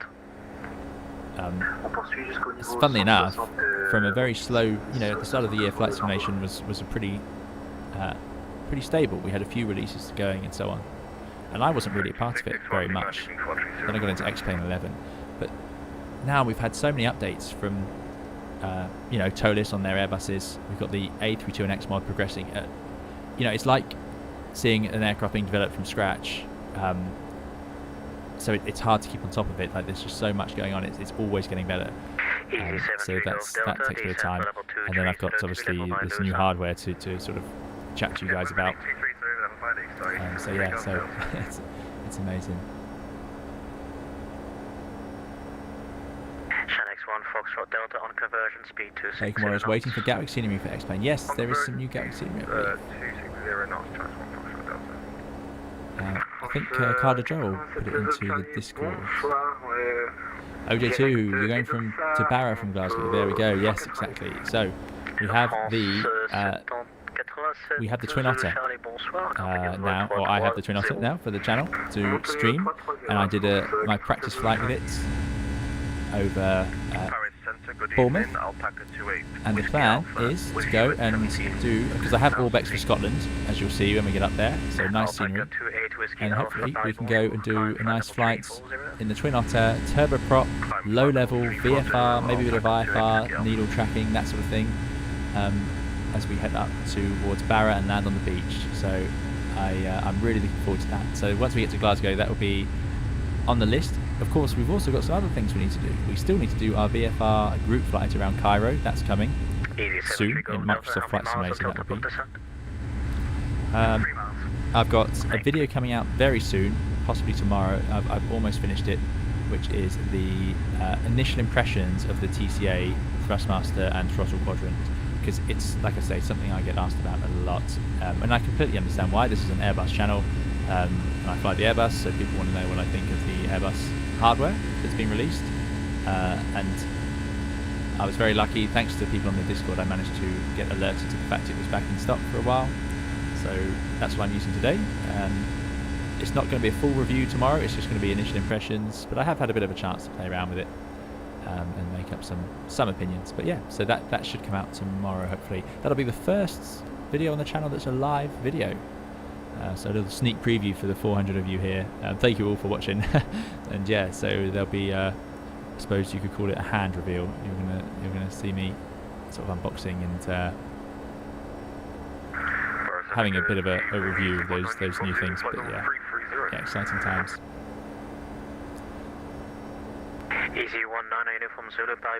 Bruni says, how many languages do you speak outside of English, Captain? I'm ashamed to say, actually I won't. I don't speak any fluently. Are you able I'll say to that. level 350?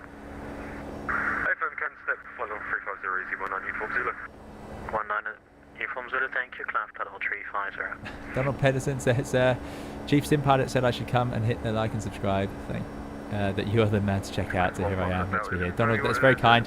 Thank you very much for coming. I hope you enjoyed the video. And yeah, Chief Sim Pilot's very generous. I've seen Chief Sim Pilot come along to several of the streams, so yeah. Thanks for coming, thanks for subscribing. I hope you enjoyed the video. Normally, I like to be a little bit informative about what I'm doing, but today, obviously, just a relaxed flight in our 757. What's not to like? But thanks for coming along. Bibizon says, have you ever watched Flight Data Sim? I have indeed. I have indeed.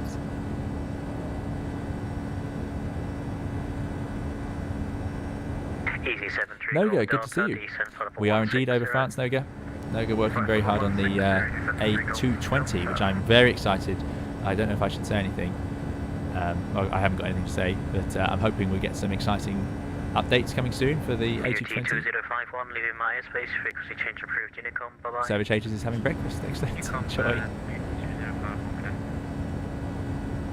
Yes, Noga has taken my comments quite fairly. Noga says, I can assure you making an aircraft from scratch is way harder than making a mod for an existing one. Yeah, I can believe that. I can believe that.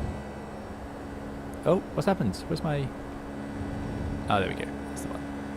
Still bouncing around. A bit turbulent up here, no doubt.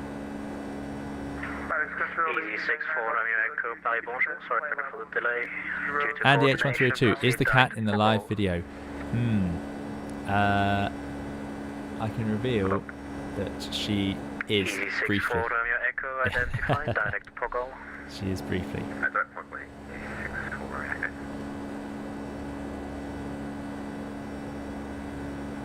SB99 Kilo Base Control, good evening, passing flight level 209 and inbound TBL. Inbound start correction. Easy 99 Delta Kilo. Victor Tango says, I'll stop nagging you about your opinion on the controls then. I'll have to be patient and wait until tomorrow. Yeah, so in general, what do I think of the Airbus TCA pack? Yeah, I mean, I like it. There's lots of things I like. Some things as I said, that idle detent is a little bit frustrating, but I think that it may be an issue more specifically with mine. I'm not sure. Some other things, I'll save most of it for the video tomorrow, because I've sort of hopefully summed up what I was thinking a bit more coherently than if I talk about it now. But something that I have discovered that I like about it is I have extra axes now, so as you saw I could do nose wheel steering tiller on the joystick, and I've got my Station calling, Sagan. pedals doing the rest, whilst I've also got the thrust on the joystick, side stick, that I can use for spoilers, which is a really nice feature. I say feature, it's just nice to have extra axes. Are you with me? Noga says, where did you get a quadrant? Yeah, I got the first officer pack, or officer pack I think it's called, from a website in the UK, Box UK had them in stock. Jim Vasto enjoys the videos. Thanks for making them. Thank you very much, Jim, for saying so. Glad you enjoyed them. Lauren B is excited for Barry. Yeah, Barry should be good fun. I'm excited for it as well. Shanx 1 Foxtrot Delta, descent flight level 160. Dandy says, have you ever considered changing your type rating to a Boeing? I won't get to make that choice very easily. If somebody said to me, do you want to fly the 757? Then, and it was just an option, you know, and it wasn't going to involve, because you got to think about everything in life, you know. So when you start flying, you'll just accept any job, obviously, because you just need to start a commercial job. But it gets to a point a bit later where, you know, you'll be able to choose whether you stay at your job or move to another one and so on. But regardless, if I had the chance, everything else being the same, and I could fly the 757, I'd love to give it a go, yeah, definitely. But I love the Airbus as well. I think it's a great machine, really nice to work on. Permission to leave cockpit for 3 minutes. Request approved, easy, call me Nick. No, the cat reveal. The cat is actually on the Discord already. Correction 661 Lima, leaving airspace, frequency change approved, Unicom, bye-bye. Unicom 661. Lauren B says, when it comes to Microsoft Flight Simulator, calibration the controls is half the battle. Yeah, and I'm using the throttle quadrant today without the detents, but I did manage to get the detents working in the A320 mod, which took a lot of work, and that's only thanks to some very kind help on my Discord. Again, like I say, the Discord is the place for assistance. It's full of people willing to help. It's amazing. Marlez says, what's the ATC chatter in the background? The chatter in the background is people flying on the VATSIM network. So real people sat at their computers, either being air traffic controllers, controlling the traffic on this network, or flying the aircraft.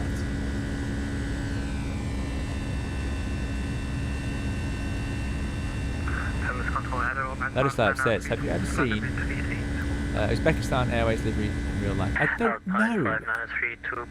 I think it's I think I'd recognise it, but I'm not 100% sure. Skyway 666 Can you lower the volume? Yeah. Skyway Skyway 6660, set No for problem. 230 to be level by Lusar. Flight 1230 by Lusar, Skyway 666. Channel X1 Fox Delta, Geneva arrivals 13132 with your speed. Bye-bye. The arrival is 131.32. Bruni says, every time I fly the NX mod and ask for a METAR, it's different than the approach controller gives me. Is that normal? So, Bruni, the reason you may find that is that the METAR is just a weather report, and they're updated every half an hour like the ATIS, but the ATIS will have its own information that's done locally. So, they don't always perfectly match it.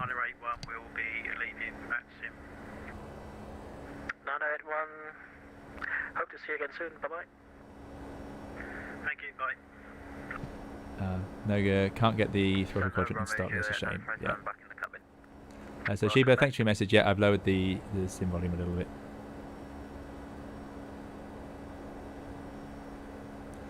Aviator 11 says, I have the 757 downloaded, but I haven't gotten around to learning how to start it up and fly it yet. After watching this Today's the Day wasn't stream. Glad you're enjoying it. Yeah, it's, you know, it's great, and this system they've got here is really good.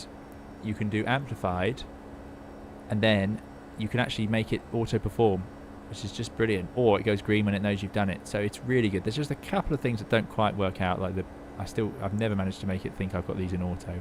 Let's check how the cabin is. Nothing to say. That's a new record, I think. We only got in trouble once at the start. Green, white and blue. Yeah, I feel like I've seen it. I certainly recognise that the description. Stephen White says the printer is now working on the A320 mod. Now I tried that. Did I try that today or was it yesterday I tried that? And it wasn't in the experimental fly-by-wire version, but I'll have to try it again. Was that updated just recently? Was it just this morning, was it? Enrico Bianchi, good to see you. Enrico says, got a question about oceanic control. How do you properly set the coordinates in the MCDU and how do you report your position? Ah, wow. I've got to be honest, I don't do much oceanic. Now, I do not know how to do it in the CDU. It's probably quite easy. So next time I'm in the Airbus, remind me of that again for setting up position reports. And certainly you can type in coordinates as waypoints. You've just got to be very careful you get every number right. But yeah, it is definitely possible. I think it's possible in the Toliss, but I haven't checked that. Certainly for the A320 mod, I have no idea.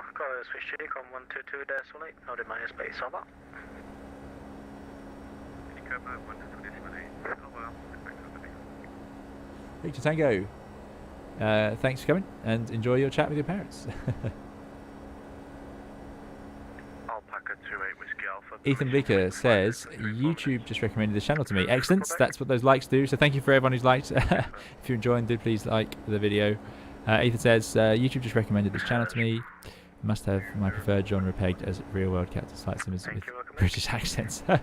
Do you and Flight Deck to Sim hang out on the weekends? No, we don't hang out on the weekends. I haven't met Flight Deck to Sim. But yeah, I do. Obviously, I have been over to some of Flight Deck to Sim streams. American 601 Paris, bonjour, identified. Bruni says, currently working on the scuba diving questions for you to get back to it. Get ready to sweat, no cheating. Goodness me, yeah, so I mentioned in my last stream, I was asked what's something I would occasionally do. And one of those things was scuba diving. And we happen to have an instructor in the chat, Bruni. And again, amazing that this community can have so many different aspects of the world in it, and we have a scuba instructor, which is amazing. So it sounds like I'm going to get a real test, because I haven't scuba dived in, over a year now, which is a long time not to do it. Normally every 6 months you have to do a little refresher, I suppose. So yeah, I'm going to have to, that'd be good to do some work on it. So thank you, Brini. Okay, so the printer moved to the dev. Excellent, I look forward to trying that. I'll have to give that a go. That's, there you go, see, it's hard to keep up with that mod. Hyperfruit says, this epic live stream is on my recommends. Excellent, glad you're enjoying it. And you're welcome, Enrico. Lauren V says it's possible they haven't sent the printer to the experimental build. It can take an hour or two to merge. Yeah, there you go. So by tomorrow, I won't get a chance to try it out. Until then, Steve says I do like a good British accent on YouTube. 0631, contact France 1283. Simon Taylor, good to see you. Simon says, hi Captain, on my way from Charlotte to Fort Lauderdale in an American Airlines A319. What flights are others doing at the moment? So we have a few flying along with us, but yeah, who else is online flying around? Savage Hater says you should try a 2-pilot flight with another flight sim YouTuber. Yeah, it does come up every now and then, but I really don't know how possible it is. I really don't know. Robson says to make the tablet think the packs are in auto, you have to go to cold and then back. There you go. See, there's always a bit of knowledge I'm missing. Except for this hydraulic. Speedbird 665 Yankee, are you with me? Affirm 665 Yankee, go ahead. 665 Yankee, contact Hans 1283, bye bye. 1283, Super 665 Yankee, thank you. Speedbird 25799, recycle your squawk 6410. 6410, right. Swiss 301, contact Hans Control, frequency 128.3, bye-bye. 128.3 for Swiss 301, goodbye. Good evening, Paris Control, Lufthansa 905 Racing, cruising flight. Sorry about that, just having a bit of an in-flight snack. So apologies for that. I was getting really hungry. My dinner's delayed as ever because of the stream. Although actually today, one of our earlier streams, I must say, 1 sector, reasonable start time. Let's see our arrival time. Where would it be written?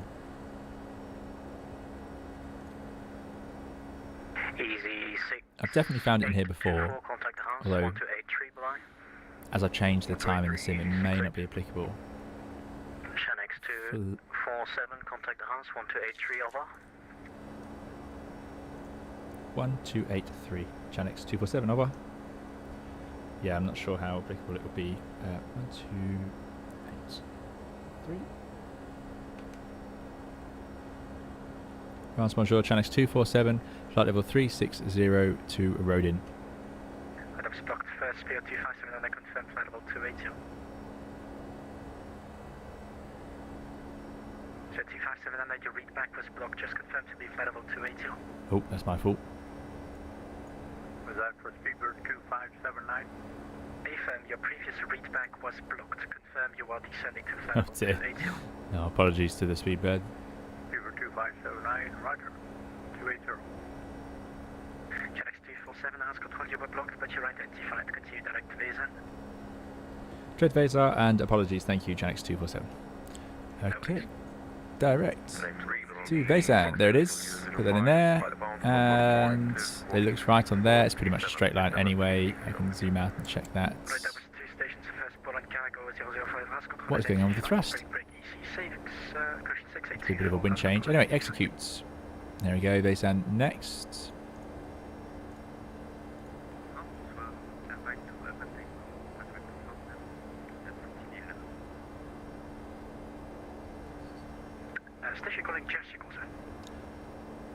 Goodmunder says, evening Captain, and first of all, after about a year playing first with the Microsoft Flight Simulator X steamed version before I managed to upgrade my PC for the new one, anyway I got a little disappointed.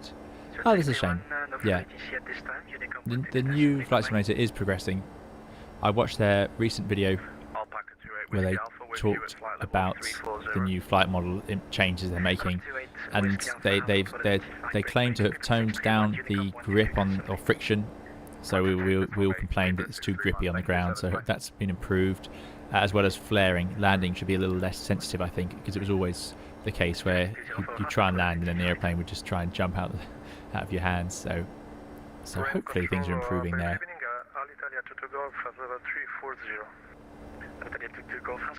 Lauren V says, not sure there was a good shared cockpit for X-Plane. I only think it was well done by default in FSX. Yeah, I mean, FSX came by default with shared cockpit. How good is that? In-flight snacks are approved. Yeah, agreed.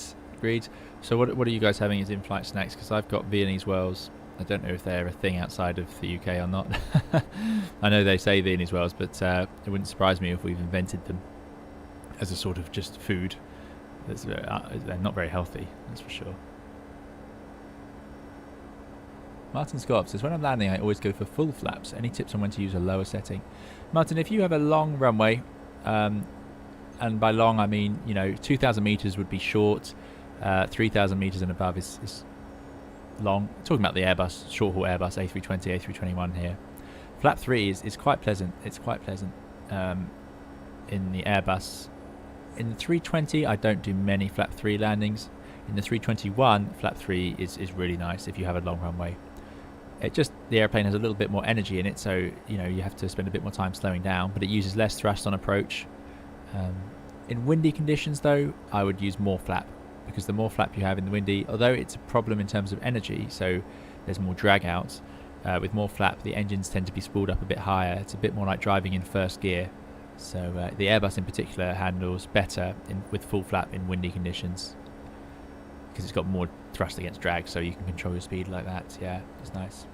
Todd is having egg salad sandwich with cucumbers. Very nice. Very nice.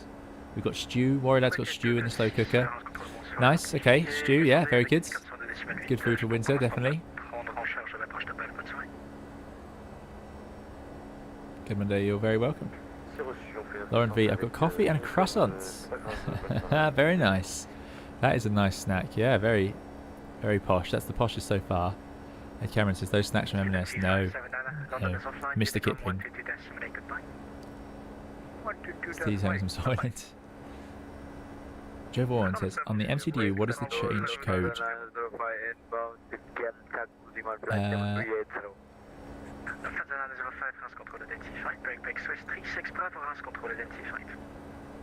Where was the change code?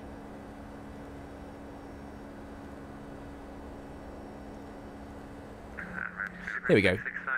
12:15. With the current time being 11:14. So we've got an hour to go.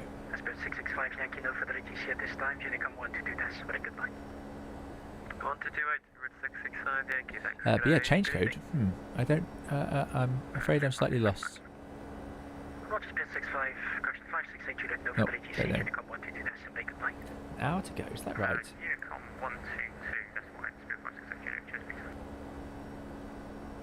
Yeah, about an hour. Yeah, seems about right. I mean, we are coming up to... We've lost our airports. Oh no, not via ours.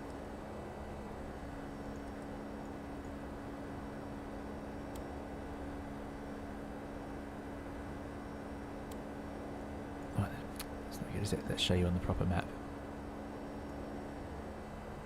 Oh yeah, done with Geneva. That's all very pleasant. Enjoyed Geneva. Turn right, heading 030 for spacing. There we go. Coming up on the channel. Maybe if I zoom in, we'll start to see the airports. There we go. Yeah, so we've made some good progress. Left Geneva. Somewhere in there, I believe. Just before the Alps. And we're going up to Glasgow up here. So getting on towards halfway.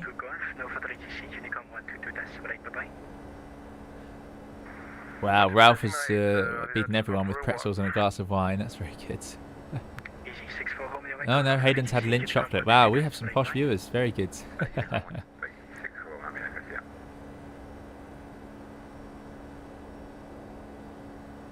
Shortbread and cup of tea, Simon Taylor. Yeah, shortbread and cup of tea. That's pretty close. I think Viennese well is a pretty sort of a light sort of shortbread sort of thing. Vladislav says, do you like pancakes or waffles more? Pancakes.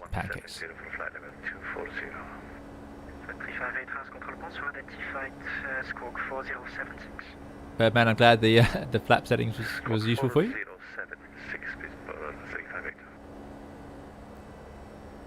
Gudamir's flown all the way up to Keflavik. Fantastic. Yeah, we went to Keflavik once. Yeah. Miles says, how come you don't use the in-game ATC? Because I'm using, VATSIM, so we get real controllers. So it's definitely a step up from in-game ATC. Ethan's Aviation enjoys the 757. How did I miss the takeoff? Yeah, sorry about that. it took us an hour, so you'd have been waiting a long time if you came at the start. Bruni's having a McDonald's. Excellent. Excellent. Santiago, it says, really enjoying my new 320 Sim Pilot hoodie. Fantastic. Fantastic. Thank you very much for purchasing a hoodie, Santiago. I'm glad you're enjoying it. Brilliant. That's great to hear they're out there and being enjoyed. Apologies, go ahead for Chanex 247. Chanex 247, turn right 20 degrees and report new heading. Right 20 degrees, that'll be heading 350, Chanex 247. Roger, 350. There we go then. And select, heading select. Hayden's enjoying a rat in the hold, yeah. Well, we're actually, today, there's about 100 of you in the hold, I'd imagine, so you're getting closer, you're getting closer. Uber's on, ooh, Uber's on's got a good one. Coffee with apple pie and cream. So everyone's going for a sort of snack at the moment. We haven't, no one's having their meals, which is quite interesting.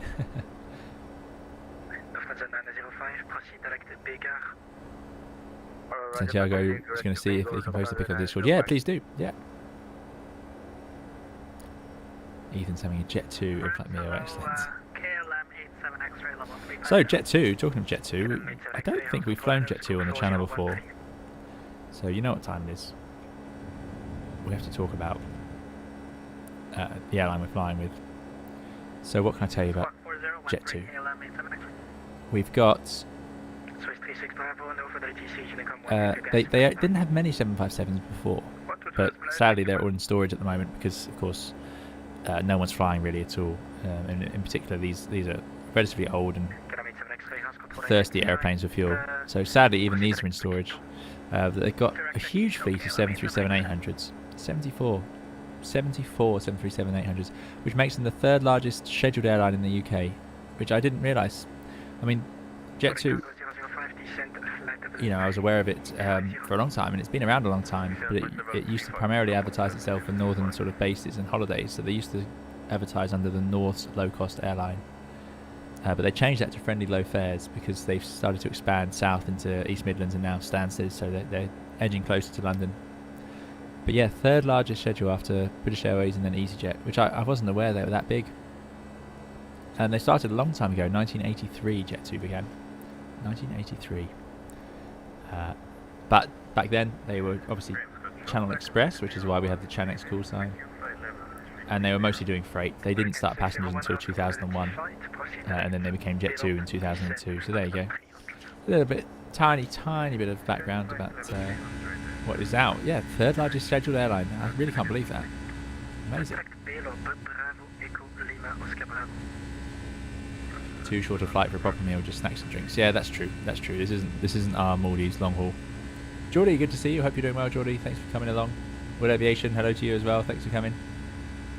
Evening's going well. Thank you. Chickpoint says, I just finished my dinner during stream. Had a beet burger and was pleasantly surprised. Beet burger? Wow. Very healthy. Very good. Yeah, I've had beetroot burgers before. They are nice. They are nice.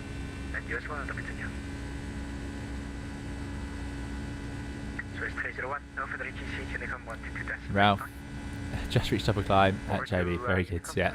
Very good.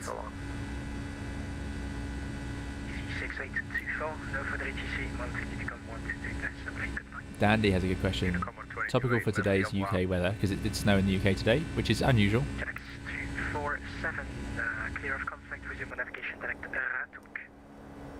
Direct Ratuk, Chanex 247.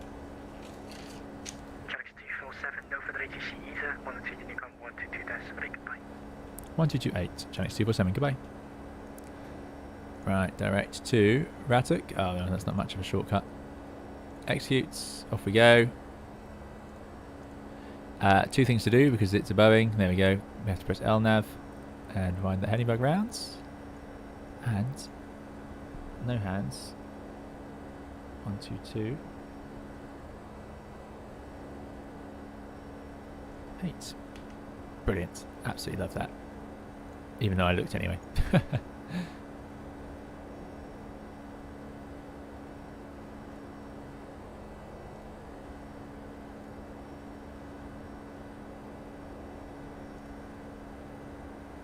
Minus this, what's your airspeed?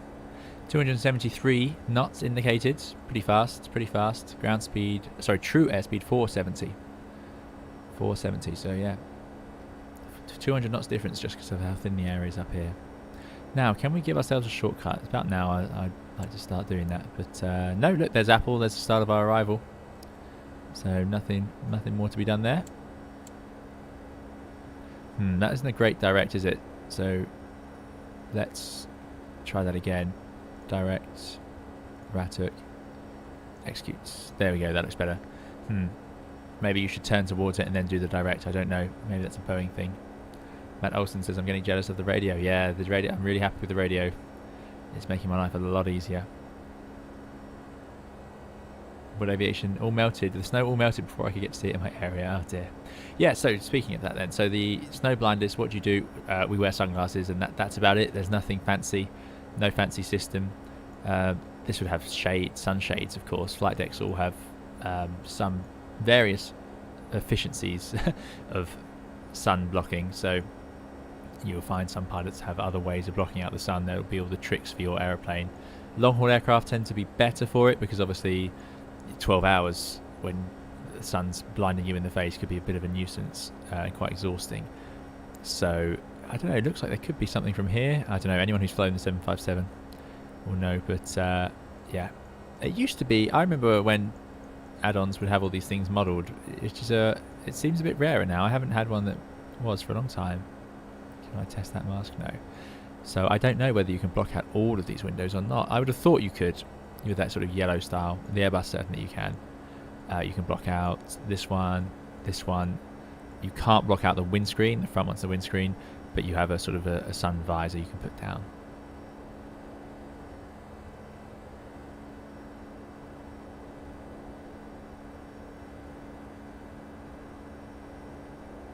Steve said, I thought I missed snow, but when we got some and the entire city became immobilised, I realised I don't really miss it. Yeah, it's not great for travel, that's for sure.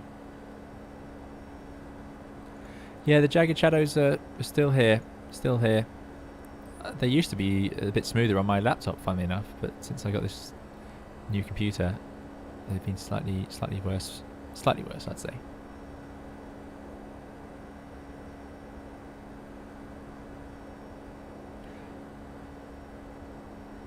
Gimler says, I have seen these sunblockers in X-Plane or Microsoft Flight Simulator. Yeah, that's a shame.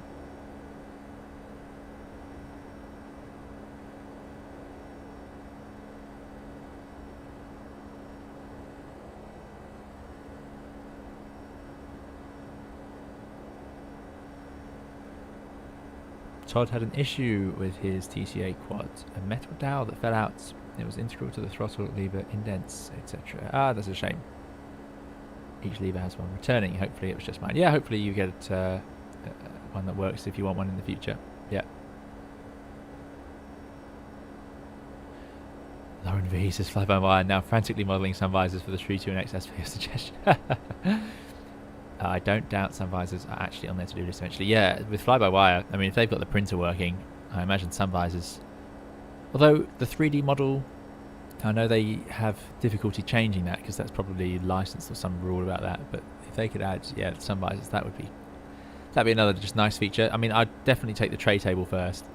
The tray table is a requirement of Airbus simulators, and again, I'm sure in Aerosoft Airbus in FSX that had tray tables that worked. My dad says, do you plan using Microsoft Flight Simulator when it has more add-ons? I use it already. We stream on it regularly at the moment, and we do group flights as well. So yeah, we still working away in Flight Simulator as well.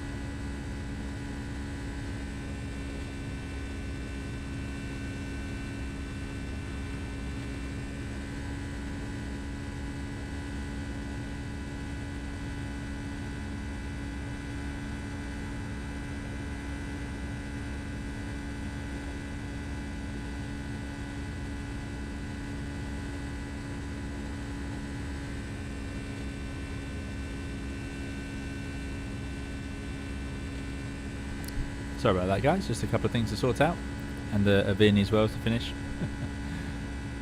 So it sounds like you can print out the weather and then put it above the thrust levers. Now that's pretty good. That's pretty accurate. I'm going to have to try this out.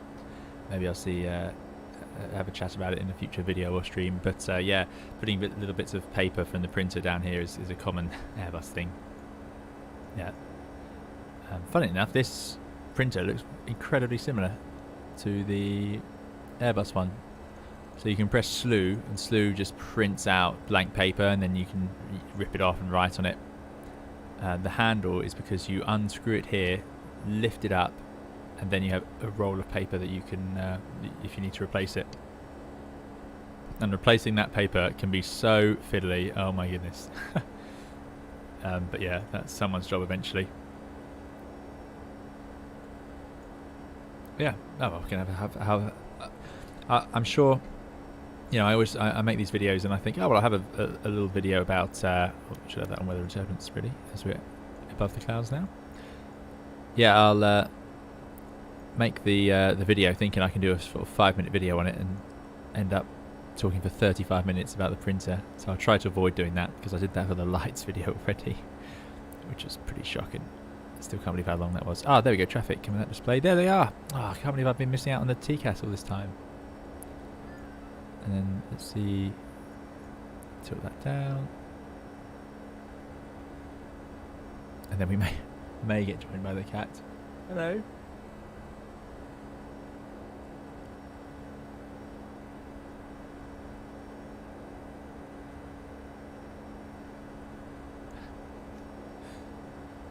The cat is being incredibly quiet today. Incredibly quiet.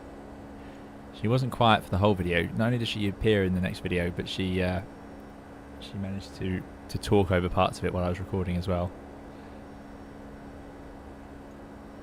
Hayden says, did you see that Fly-by-Wire are considering modelling not just the real-life style component wear, but even different makes of hydraulic fluid? That mind doth boggle. Yeah. Well, I wouldn't even know what the difference would be. I'd have no clue. That would go completely beyond me. Ethan says, what engine do you prefer on 757?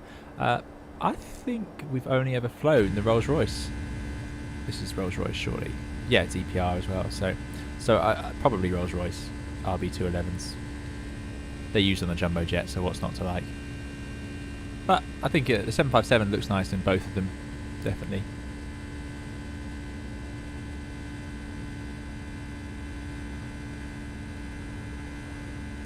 Todd says, do you know of a good cheat sheet for charts? I'm picking pieces from your explanations.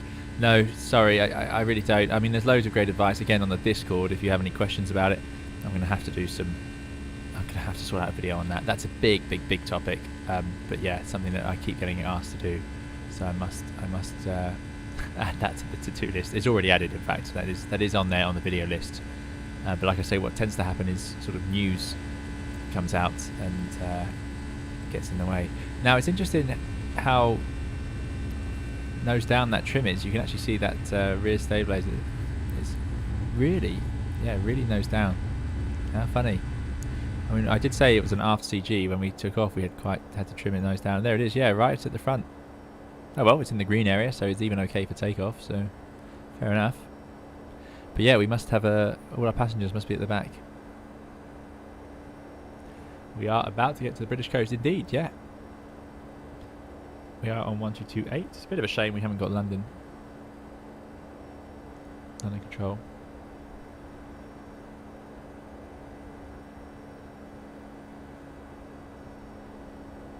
Lauren V, enjoyed the lights video. Very good. Yeah, I enjoy making those videos about some slightly different stuff as well. Checkpoint says, do you carry rolls of paper with you in your flight bag? No, luckily on the Airbus. Again, see, this is the joy of the Airbus. Now, I have no idea what a 757 pilot would do. Surely they would be stored somewhere over here. I don't know. Up here? Spare bulbs, that sort of place. Yeah, so that is that's pretty much the equivalent of where we would put the printer paper in the Airbus. The Airbus actually has a specific like plastic clips that hold exactly the right size of paper. It's amazing, as ever, all thought out. So yeah, no, we don't have to carry it. Luckily, they're just on board. Wood Aviation would like a flight suggestion. I'm bored out of my mind. I want to use my A350 on X-Plane 11, of course. Well, A350 on X-Plane 11, London to the Maldives is what we did. I can't remember if you did that with us or not. I do apologise. You could... Well, you're talking long haul now. So if you did fly to the Maldives, you could set off from the Maldives and head further east down to Australia. That would be a serious stretch of the 350. You could do something closer to home, Dubai to London. You could do, well, if you want to start in Dubai, you could go anywhere in the Middle East or the Far East. Yeah, gosh, there's so many, isn't there? The mind boggles. Africa, have you flown much in Africa? That's something I haven't done on stream yet. Well, we did a bit of North Africa, but we need to go further into Africa.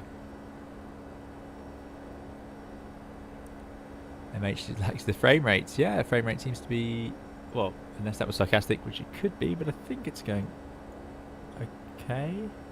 I hope. It's hard for me to tell sometimes.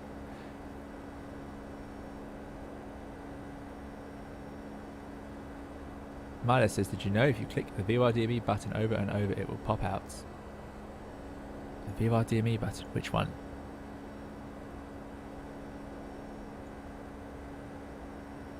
Down here? I'm going to embarrass myself. And I've fallen for these things before. Jonathan says, what iPad app do real-world pilots use to compute takeoff performance? Depends. Not everyone uses iPads. There's a Windows-based performance software as well for Airbuses. Boeing's, I don't know. It will depend on the airline, which company got the contract, I suppose.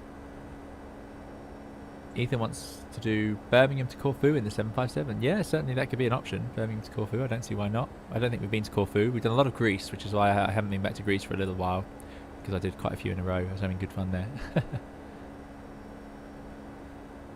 Rishab, hello to you. Just flew from Frankfurt to Oslo. Excellent. Excellent. I hope you enjoyed it.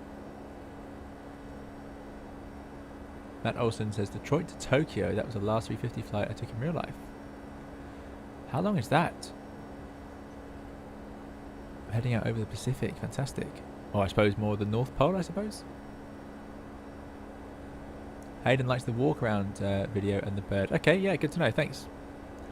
David says, in real life, are the panels really that filthy? Yeah. Oh, yeah. I mean, this is clean. This is pretty clean. Can't see much dirt at all. Maybe some wear. No, they are. They can be much worse in real life. Yeah. Yeah. It's just one of those things. Part of the problem with the flight deck, of course, is that there's so many switches. So cleaning basically usually comes down to engineers and pilots. You can't get cleaners to clean it because they won't want to touch. And yeah, fair enough. They don't want to touch the switches. So typically it's left up to the engineers and pilots. So it's done in sort of spare time when available, unless it's specifically needed for a reason, I suppose. So yeah, it's this is clean. Yeah, this is nice. I don't know if that's a bit disappointing to hear.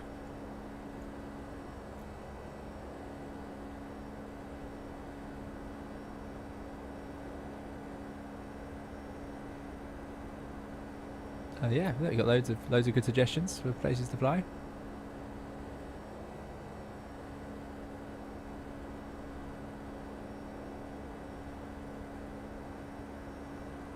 Gurmander says, have you ever forgotten the keys to an aeroplane? Yeah, there's no you don't. Typically, that's not how things are done anymore. Typically.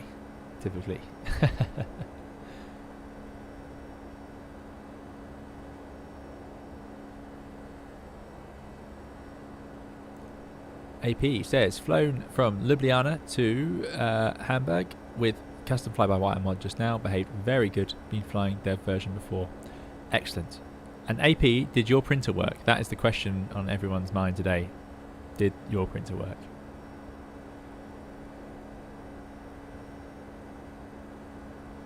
Andy says, for the 737, Boeing offer an OPT out to airlines. There you go. Yeah. yeah, there's all sorts of apps, and there is a Airbus iPad app that is available, but again, it's not used by everyone yet. MH says, can the 320 cross the Atlantic? Yeah, I'm sure it can. Yeah, maybe not for the passengers. Certainly the Neo. Earworm Music says, evening, just subscribed. Thanks for coming along. Thanks for your subscription. Really appreciate it. Lauren V says, nothing wrong with Greece. Lots of interesting approaches and shorter runways. Good scenery in Microsoft Flight Simulator, except the airports, which Greek government blurs the satellite images of. Oh, do they? I didn't realise that. Yeah, we haven't done Greece in Microsoft Flight Simulator. Okay. Like I say, so many streams to do. So, as you know, your exclusive sneak peek for you guys who've come along today, thank you for coming along, is obviously that we are going to be doing our Twin Otter in Barra soon. We've also got, and we'll do that in X-Plane, obviously, because that's where the Twin Otter is.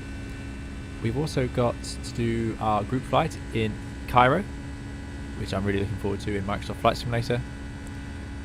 And at some point, obviously, I want to do a Toliss A321 flight using this new side stick setup I've got. So, and that's just the immediate future. And then I also want to do some flights down to the Greek islands. I think in Microsoft Flight Simulator would be fantastic fun.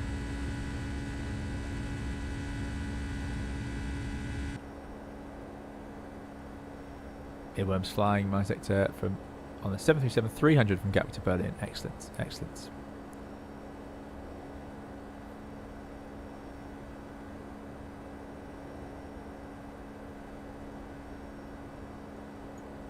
Miles, are you pulling my leg, Miles?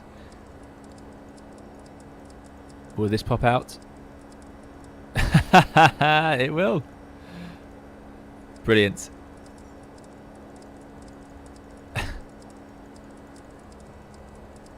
Will it do it again? Yeah, it will. Very good. Thanks for that one. Yeah. Well, there you go. I'm going to click that caution. Yeah, the Flight Factor do have their way with things. I personally find it quite charming. So I don't know. Some people might get annoyed by it, but we have that. We have the cabin crew. Oh. Still here, Captain. And still no new information for you. Still, this is great. And then we have just some little details, like the fact you have to load and unload the airplane. All this stuff is great fun. I think they do a good job. It's nice to see some fun, yet also, I suppose, realistic stuff added to it. Because, if you sat here smashing these buttons, eventually they're not going to last forever like that. The other thing is, somebody mentioned in our last stream, I don't know, to those of you who saw the long haul stream in the 350. By the way, of course, if we get to 40,000 subscribers, we would of course be doing another long haul live stream. Of course. So yeah, that's on the in the future. Hopefully we get there. But yeah, I actually restarted the simulator because there was a weird sort of scratching noise in the flight deck, and I was concerned it was a glitch or a sound effect that was going to play for 12 hours. But somebody said that that's actually an effect it plays when it's too cold, because of course it was a freezing cold morning, and I'd loaded up the simulator quite a while before for the stream to be ready, but without powering on the airplane, we set it up fully. So the result was I ended up with a apparently that's meant to be the teeth chattering. So yeah, the pilots are just that cold, so if I turned on the heat it would have worked, but we reloaded and it was gone, so we thought it was fine. But yes, apparently that was an actual feature, which again, great fun. Ed Cameron says, what do you talk about with your colleagues in flight? It will be whatever. Some topics come up a lot, and other things, some people you have a different sort of connection with. But yeah, the social aspect's quite a funny part of the job. It could be just anything. It could be what's going on in your life. Try to keep it light. We won't chat too heavy political things, because that's just asking for trouble. Not very fun for anyone. And if you're flying to somewhere really difficult or new, so when you're flying outbound from your base, it tends to be more likely that you'll be talking about the destination for longer as you both try and work it out properly.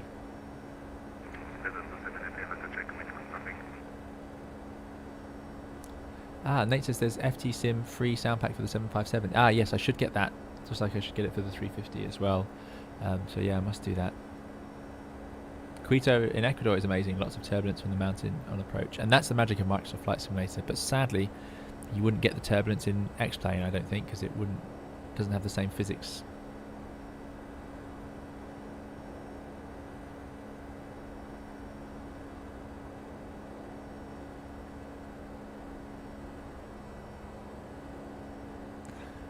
So AP says the printer did not work. Okay. Oh, sorry, I'm way behind on the chat again.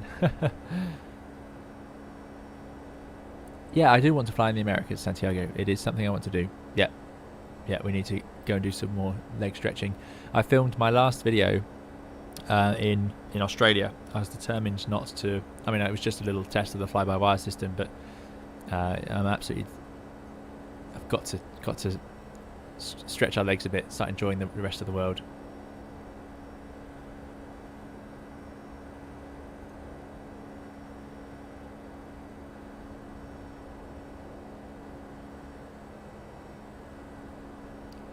Richard would like a cold weather ops tutorial, maybe a Cat 3 tutorial as well. Yeah. Gosh, have I not done a Cat 3? Certainly at the moment, I've done some Autoland testing in the fly-by-wire mod, but that was old now. I mean, was it the fly-by-wire or was it the default 320? It was that old. And there wasn't a lot to say. It's not really set up for it. But in X-Plane, certainly we can do that. X-Plane simulates it really well. It does a great job. I can't remember if I've done a Autoland video or not, actually, in X-Plane. Stephen White's printer is working. Very jealous. Vincent says, how do you get the EFB in the Toliss Airbus? In the Toliss Airbus, go to the ISCS, which obviously won't be here now, but it says ISCS. Go to that, and then there's a little option, I think it's on the General Settings tab for AviTab, Enable AviTab, but you've got to also have the AviTab downloaded plugin.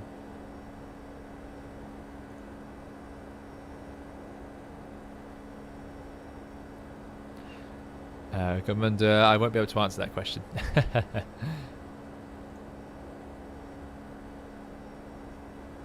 Nice West says, I'm writing a document at my work currently in order to connect a function for the 320 printer. Excellent.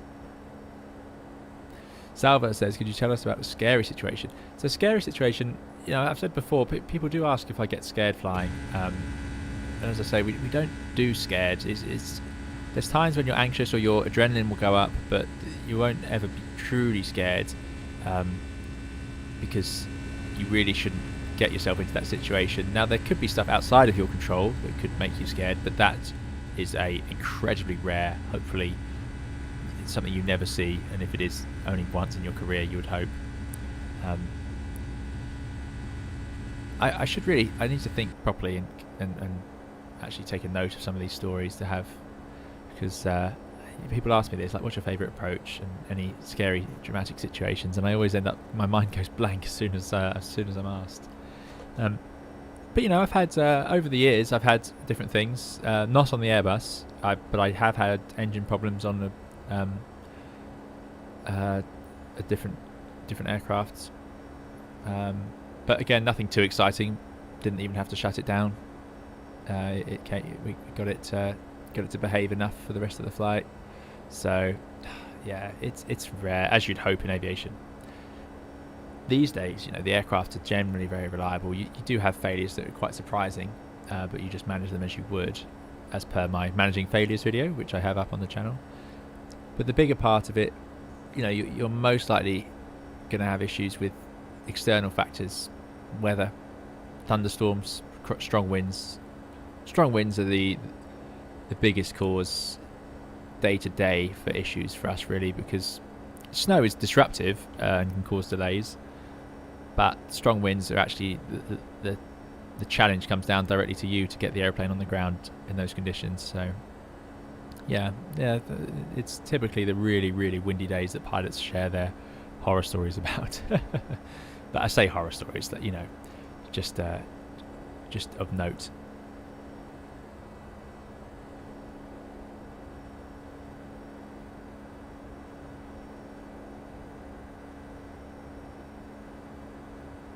I haven't been to St Helena on stream, no.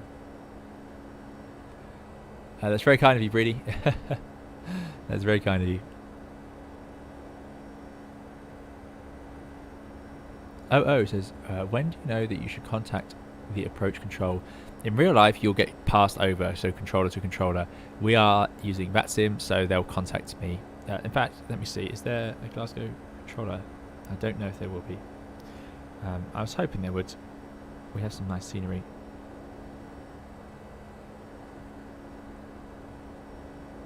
Looks like there is,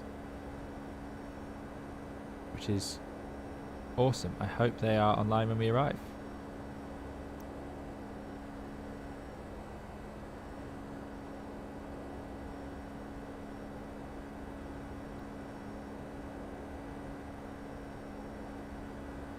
Awesome. Yeah, fingers crossed. I don't know how VATSIM controllers can choose their controlling, but I think they can see planned arrivals and flight plans. I don't know. Will Aviation says, have you tried the TCA Side-Stick Airbus Edition yet? Yeah, I'm using it right now. A video coming very soon. New Samos scenery next plane 11. That looks good, says Simon. Okay, excellent. Chippy A says, have you got the Airbus throttle quad? If so, there is a calibration procedure on the throttle itself, which I didn't know about to solve sensitivity issues. Okay, I did do it. I might try it again.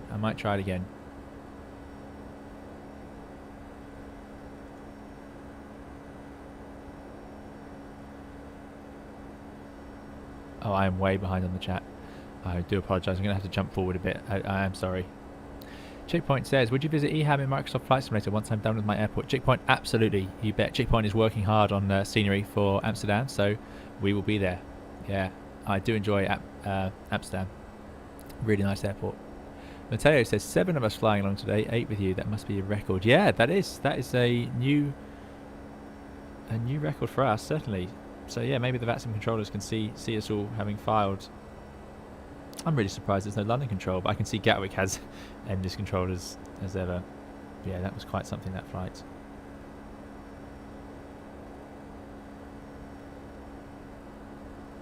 Yeah, that's great. You can see the queue flying up there. Yeah, the fly-by-wire autoland does not work at the moment. Indeed not. Oh my goodness, I'm so far behind. Victor Tango says, how do you maintain centerline when there's strong gusty winds? Well, on approach, you just you have to imagine where that line is, and it, say the runway's over here because the wind is pushing you, so you're having to fly at an angle. You don't have any rudder on until you're in the flare. I talk about it a bit in my landing tutorials, but I should do a strong wind video as well, really. But the key is, make sure that you are on the centre line once you're on final approach and as you cross the threshold, otherwise it won't work. And then you use the rudder to take the drift off, and then once you land, you've got to just keep that rudder in, because the plane you can't release it when you're on the ground, so you won't have enough grip. So you need to hold the rudder to keep the airplane straight after touchdown as well. That's the trick to it, really.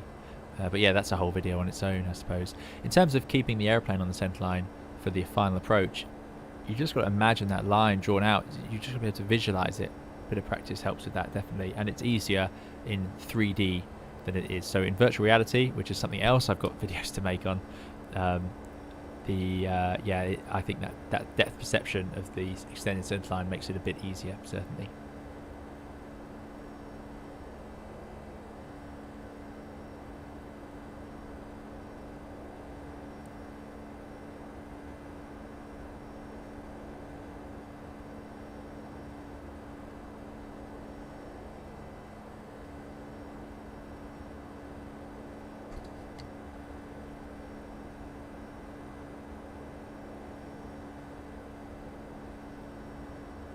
Flying with Dan says, which route did you go down with your flight training? Integrated, modular?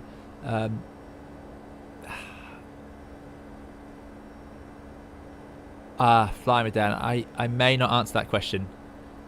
I apologise.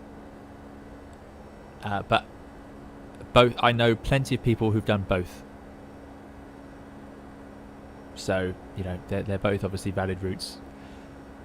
As I've said before, if you can get onto a cadet scheme with an airline, that is the best way. Now, there won't be any of those at the moment, obviously, but if one of them comes available, do keep checking the websites. If that's, if you can have that first job ready to go after you finish training, that's the place to be. In my opinion, anyway.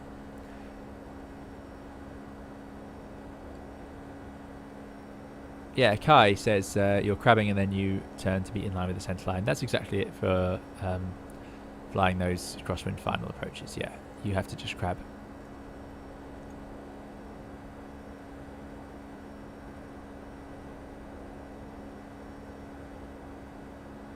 So Sonos 09 approach for George. Yeah, that's what I want to do with the Toliss. I want to go and do a bit of a challenging approach with it. The magic of the Toliss is we have all of the features we need to do them.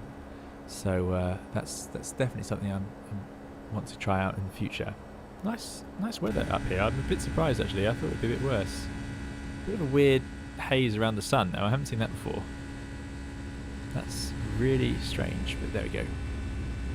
This is where X-Plane's textures, I think, are a bit of a letdown. They're better, actually, as you go further south and east. But this sort of, these fields of the UK are not, it just repeats too frequently. Bit of a shame. Still, when I first got this, compared to FSX, I was very happy with it. And did I hear that seasons are coming? Is that true?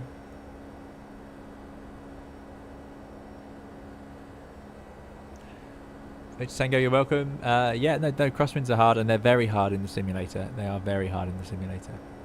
Savage Hages is back. Good to see you back.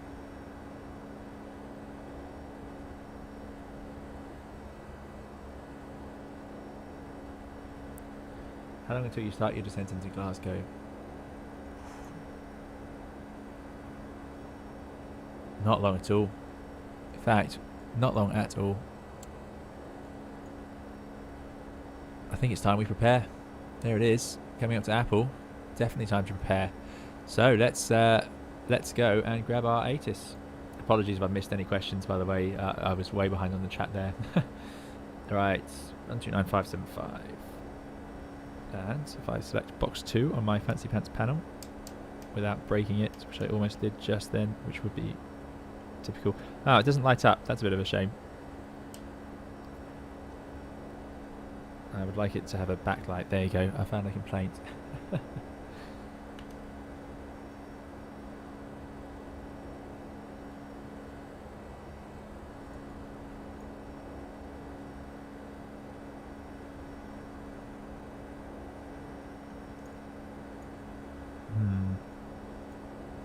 It's in there. Not working yet. Well, we're going to cheat then. We're going to cheat. So I'm going to read out the ATIS to you guys. I do apologise. I was hoping that would work. Anyway, they're using runway 23. Information is Delta. I think that's what we had when we left Geneva as well, funnily enough. Transition level 75. Surface wind is 260. 1. Wow. That's not much wind. 260 at 1. 10 k's or more. No cloud detected. Wow, that's going to be a chilly evening then, I imagine. Temperature -1, dew point -2. So that is concerning, just because with the temperature and dew point so close, I would be concerned about if that temperature drops another degree, you'll get freezing fog in those conditions, which would be really bad. QNH 1000, threshold QFE 999, so yeah, 30 feet elevation there. Information Delta. Okay, good stuff. Oh yeah, Toncontin, Victor Tango. Yeah, that's another approach we need to think about. Yeah, definitely. Right, so there's our weather. That's all good. I'm just going to leave it running because I wonder if that ATIS will work again later. Anyway, I'll have to do a video on this radio panel as well. But yeah, the room I'm doing this flight sim in is it's gone a bit dark actually, and it would be really nice if I could have changed or have a backlight on those, but I imagine integrated lighting is quite an expensive thing to add to things.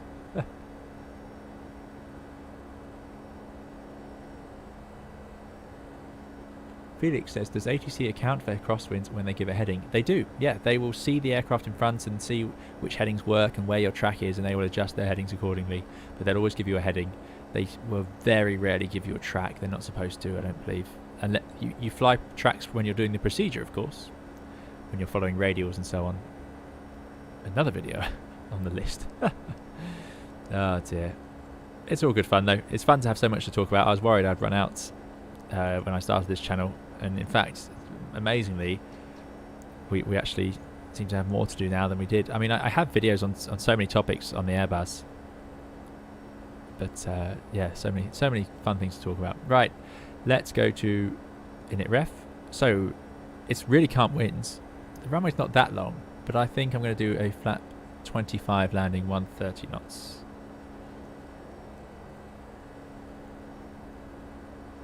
I think that'll work. So copy that into there. That sets the bug on there. And now we had trouble. I don't know how many of you were watching when I flew into Geneva, but I had a real nerve-wracking moment on approach where I could not work out whether I had the right RLS tuned or not, because we had two different pieces of information that were conflicting. Now I've updated everything, so hopefully this will all match. Arrival. So we're doing the Apple arrival. It's very exciting, new to me, just like the old Lanark arrival, but comes in via this Apple point. ASLib, NIP, ODG, VAPI, Lanark, flight level 70 at Lanark. From Lanark, we got on the approach controller, so I'm going to expect radar vectors to go then do the RLS for 23. Where has it gone? VUR RLSDME or RLSDME 23. So there's Cat 2. I might get that chart ready just in case we need it. But anyway, frequency 1101, course 229, 1101, 229. Okay, so it all matches today, thank goodness. So we must remember to set it. Now, can I set it using my fancy new radio panel?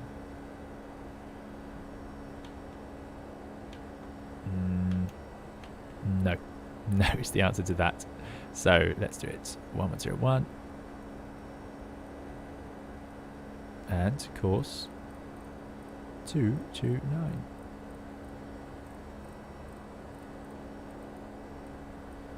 Excellent. Oh, just heard something. Your boy says, I live about 2 nautical miles from Glasgow.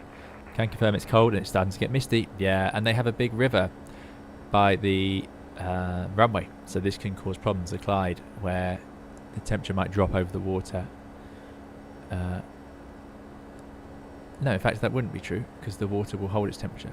So it will drop over the land by comparison, I suppose. Anyway, you can get fog for some reason because of the river. I won't be able to analyse exactly why. Okay, let's set our decision height. 200, no surprise there, which is the default anyway. 200 is in there. So that's all ready to go. Landing elevation, we can actually just fine tune that. 30 feet, so there we are. Good news. Okay, so pretty straightforward. Radar vectors. Then we're going to get vectored onto this RLS and then down the RLS. 2,900 feet platform, which is unusual, but quite a long way out, so that's fine. The big problem is the terrain. We've got this terrain underneath us, so when we're at 2,900 feet, there's terrain up to 1,800 feet, or even 1,900 feet. So we're going to have to be really careful here, not to descend until we are definitely on this procedure and definitely following that glide slope. So that's the one thing. Now, I'll be interested to see what Glasgow Control do, but I happen to know that Glasgow Control, they won't clear you to descend until the very last minute. So if they don't send you all the way out here to 12 miles, they may not clear you to descend until a bit later. So you can end up with a bit of a glide slope capture from above. Now, I don't know the glide slope capture from above in the Boeing 757. I know it in the 320. But if that happens, we're going to configure, put the gear out, put some more flap out, slow down. Then we are going to make sure we arm the approach, and then I'm going to select a vertical speed. I'm going to hope that works. That's what I would do in the Airbus, although I'd also actually wind this out of the way, so I'll do that as well. But the last thing I'm going to do is select the vertical speed to make sure it carries on descending.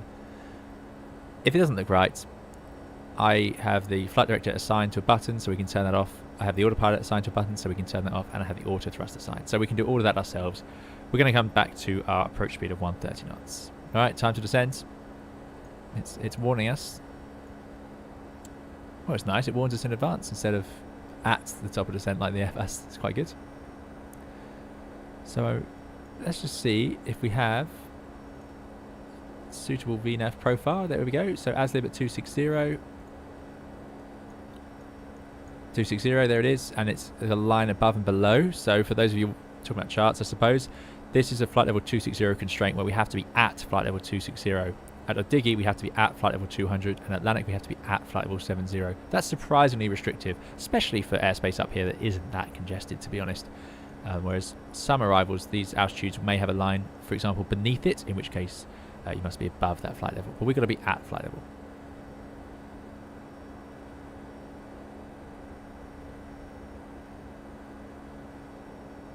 So for this, as it's all coded in here, I'm just going to put VNAV. Kai says, what is the trigger on the 320 side stick? The trigger on the side stick, which is something I didn't know existed until I learned to fly the Airbus, is the transmit for the VHF 1, or whichever VHF you're choosing to transmit on.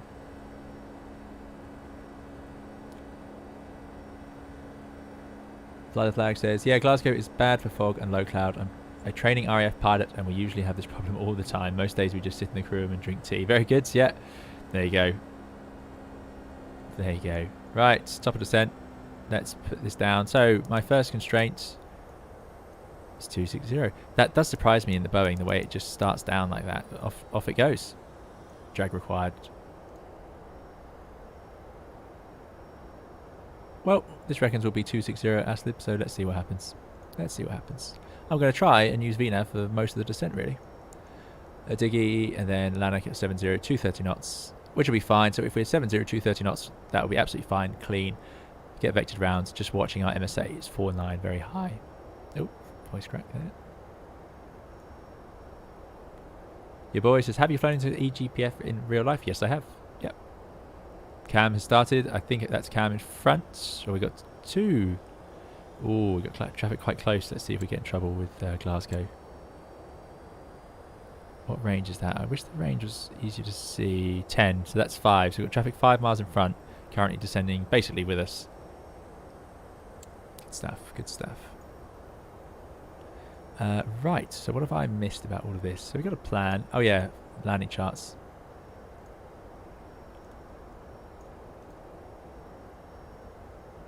Airport. Last time we went to Glasgow, we actually did a visual approach, but this time I'm gonna make use of air traffic control. Enjoy some vectoring. Airports. Land. Vacate. So what auto brake do we want? Let's go for 3. Not a long runway, 2,600 meters, but actually you'll see that we're going to land past the threshold here, so we lose a few hundred meters just like that. So I think 3. I have no idea how they choose this in the Rio 757 because we've only got 2 options in the Airbus. But there you go. We'll go for 3. And then we go vacate left.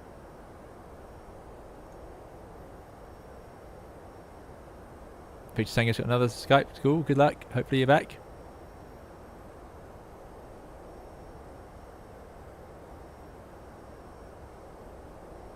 Ethan's Aviation. Kind of wish I was older so I could fly this in real life. Now I will never get the chance. Yeah, I know how you feel. Okay, ASLIB 260. Looking good. Heading bug seems to be up to date. That's lucky. Certainly not my design. Anyway, left on Echo, and then we'll go and park wherever we get sent. So let's have a parking chart ready as well. And then I think our Twin Otter flight will go from... that's cargo. I think this stand here. I think this pier here. I'm looking forward to that. Very much looking forward to giving that a go. So we're spot on the vertical profile. Happy with that. I don't want these waypoints showing. There's a Dean Cross VOR or DCS, which I know some of you will be very happy to see. Ah, we can see our constraints. There we go. And our times. That's the one we don't need. Great. Yeah, very nice EFIS setup. I like this. I like this a lot. I did add the speed tape in the hardcore, and this add-on comes with both. You get the original PFD, which was designed, you know, a bit more similar to the old school instruments of the older generation of aircraft, where you didn't actually have a you didn't have the speed tape on it or anything like that. You just used the proper airspeed indicator. But I cheat. I like to have it. Right, let's do our little descent checklist. So, normal descent, pressurization, landing. We've done 20 feet. Recall check. Well, I know what it's going to say. It's still worried about the hydraulic quantity, but we know that seems to be a bug of some variety. Auto brake set. We've gone for auto brake 3. landing data VREF. We're going with a VREF of 130 knots. That's bugged. There it is. Approach briefing complete. Next will be the approach checklists.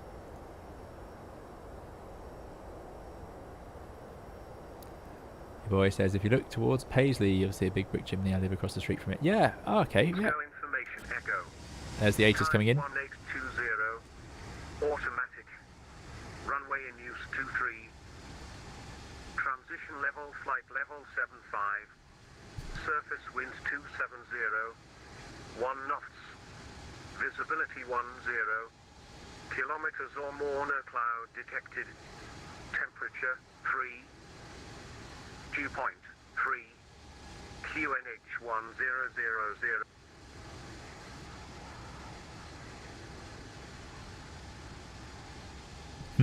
Now that, I'm just going to hope that that plays again, and it's definitely Glasgow. So I would be concerned now with this clear skies. The sun's going down in I know it's not in our simulator because I've made it daylight so we can enjoy the scenery a bit, but you've got completely clear skies and a temperature and dew point that are very close and getting closer. So there's an increasing chance of having a reduced visibility by the time we get down there. And I've been to Glasgow where this has happened in about 20 minutes. It's gone from completely clear to complete fog. So what can we do about that? Well, I happen to know that auto landing 757 is quite straightforward. We're going to set it up with all the autopilots. But what you do in the real aircraft... Oh, let's get our next descent in. That's what I should be doing. Busy chatting. So the next one is 200 at a diggy. Will it start down straight away? If I do that, it might. Because the NIP has no restrictions. Yeah, good stuff. So down it goes. Yeah, so you definitely start preparing if you think there's a chance of fog. Otherwise, you'll be having to do there's extra briefing for low visibility. So you're going to have to brief things like, is the aeroplane capable? Are there any defects that might affect our ability to do a low vis landing? Is the airport ready? So if they got a NOTAM, they might have a notice saying the ILS is Cat 1 only. Things like that. So you need that to be, low visibility procedures need to be in force, which means they're protecting the ILS properly, and things like that. Oh, here we go. 1191.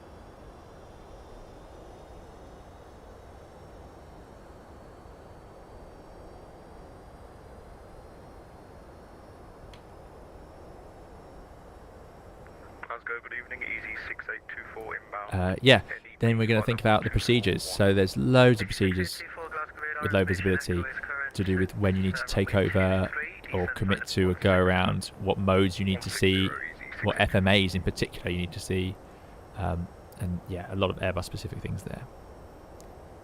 Let's see if I can make it the right initial call. Got Echo 1000. Glasgow approach, good evening, Chanex 247 descending flight level 200 via the Apple 1 Golf.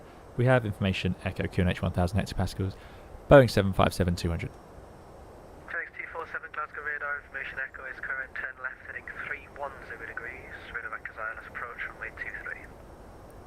Left heading 310 degrees, radar vectors for the ILS 23 Chanex 247. Can you confirm your visibility, please?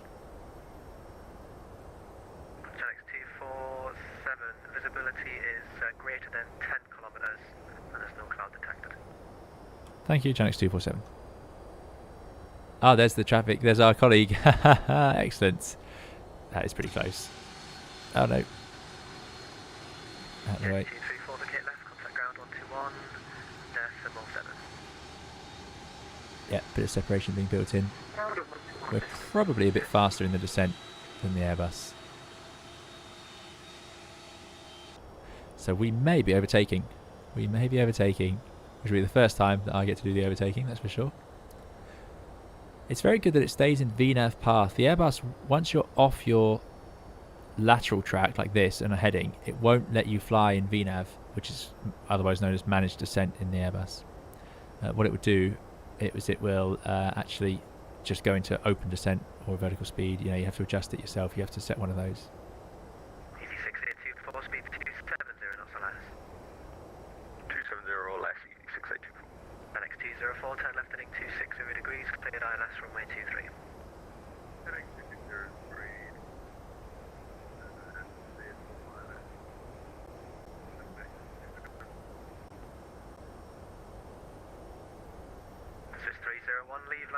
340 degrees. Oh, well, we can level off at flight level 200. Let's see what happens. Altitude alert. 247, descend flight level 110. Descend flight level 110, Chanix 247. Easy 6824, descend flight level 140. 110, there it is. 140. And it's still in VNAV. How great.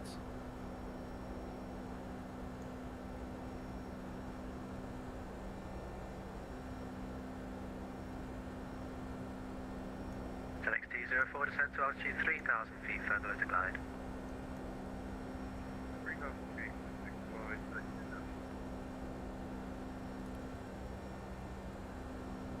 Lauren V says 757 is faster in all phases. Yeah, it is pretty fast. Although I must say we're only doing 300 knots now,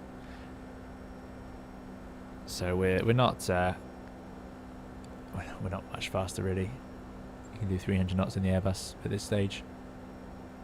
Certainly wouldn't be doing 340, which it looks like we could do quite comfortably.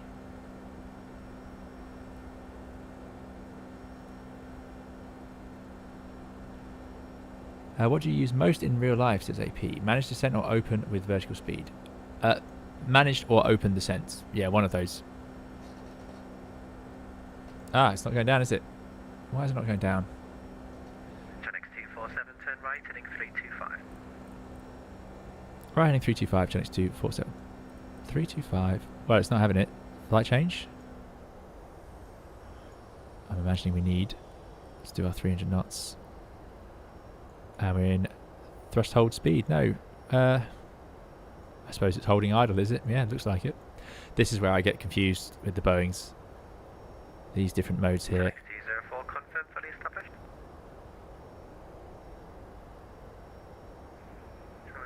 Commander, enjoy. Yeah, run for coffee and milk. Yeah, we'll be here when you get back.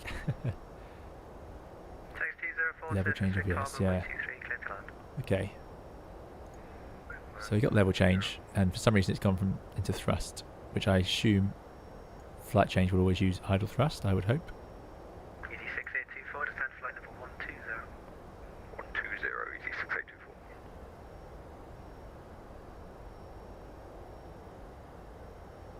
Right, let's see what we can see. Yeah, so what was I saying?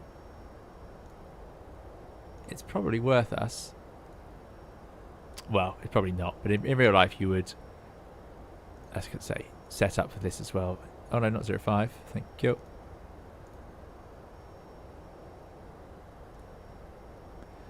You'd have this ready to go. I mean, it's basically the same chart, it just has the minima, so we can actually put a DH of 50 in and fly a Cat 3A ILS, and that's pretty much all I know what to do with the Boeing 757. The reality of autolands and low visibility procedures is that they're not a very exciting topic in some respects, because mostly the airplanes do a great job, and all of the briefing and preparation and training that goes into it is what you do if the airplane doesn't. So that's what we spend so much time briefing and preparing, when in reality you probably won't need it. It just works, and it is an amazing feeling. I have done an autoland in a crosswind. I think it was like 15 knot crosswind. 247, turn right, heading 345. Riding 345, Chanix 247, 345. 301, turn right, heading 345. And sitting there while the airplane not only flies the perfect ILS, it then flares, and once it flares, puts the rudder in. Now we do it in the simulator, but that's one thing. You know, I see it on X-Plane and so on all the time, but yeah, to do it in the real aircraft, you know, actually being there and watching it remove the drift and land in the centre line was incredible, amazing thing. QNH 1000, 3500, Swiss 301. Alitalia 22 Golf, leave Lonic, heading 340 degrees. Ladislav, yeah, I am planning to do a video on approach departure charts one day. That is in the plan. Yeah. After Lonic 340. VNAV was confused, Lauren B, because yeah, I think I was too far off this track. It seemed to be upsetting it. Maybe it. You can see it thinks I'm very low. Now I know I'm not, because I need to be 70 at Lanark. But it's possible that it's planning me to fly all the way back to whichever waypoint is the current 2 waypoint. So active legs Odigi. So maybe it wants me to fly all the way back to Odigi. I don't know, but it could be getting confused. Then leave Lanark, heading 340 degrees. Oh, right-hand orbit. Now, you don't hear that very often, but an orbit. Right-hand orbit Atlantic, and say again, leave heading Atlantic, 684. 8684, leave Atlantic heading 340 degrees. Leave Atlantic at 340 after 1 right orbital, easy 6824. Gen X247, descend flight level 100, reduce speed to 220 knots. Descend flight level 100 and 220 knots, Genix 247. Okay, 100, 220 knots. Hopefully we can do that clean, we shall find out. Yeah, so an orbit is an interesting one. You don't hear orbits very often because to fly an orbit, you effectively just do a right-hand turn at the same bank angle, or a rate 1 turn. The problem with that is, unlike a hold, which has straight legs in it on purpose, an orbit, you won't actually finish where you started because the wind, we've got this wind 13 knots here. So if we did a right turn all the way around, we'll get blown away and then we'll come back and then we'll finish the orbit probably southeast of Lanark. It's not ideal. So when the controller says to fly an orbit and then leave Lanark, and they do that. That is an accurate thing. Controllers do that. So I'm absolutely not having a go at the controller here. It's something that happens, but it only works when you have an FMS aircraft, really, because there's no way to constantly adjust your bank angle to perfectly calculate it. There'll be so many different algorithms. But funnily enough, the aircraft can do it straight away. It can fly a perfect circle because the aircraft will draw a line and then it can fly that track. It's got a track to follow. Now in the Airbus I could do it, but I don't know how to do a circle in this fact. Descend flight level 90, Chanix 247.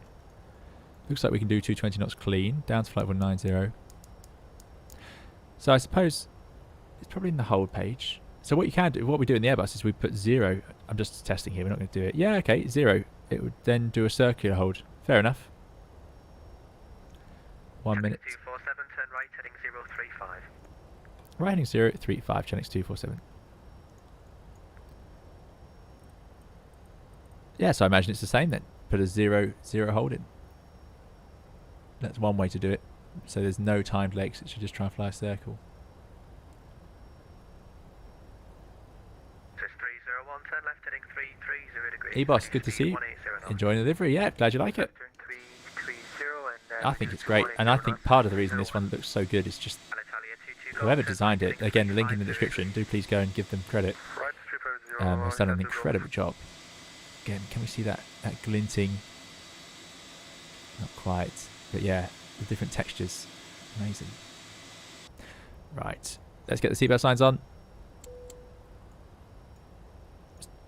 301, turn left, heading 260 Let's degrees, cleared ILS, runway 23. Left turn heading 260 give them a before landing. 23 Swiss 301. In a few minutes, our aircraft will land at the destination airport. There we go. Good stuff. 6824, descend flight level 110. 110, easy 6824. And the fasten seatbelt sign is turned off. Yeah, I suppose we weren't just we weren't descending then because I'm in flight level change, so open descent, and we ran the speed back to 220, so it leveled off to reduce the speed. But I'm not certain the real Boeing would do that, because that would make it a very frustrating mode. Air traffic wouldn't like you to level off perfectly level like that. So like I say, the as you all know, the Airbus wouldn't do that either. It would continue a bit of a descent while it tries to lose the speed. Continue the left turn. Right, let's clear out. 500 on the approach of Swiss 301. How do I do that? Genx 247, turn left, heading 350 degrees. Left heading 350 degrees, Chanix 247.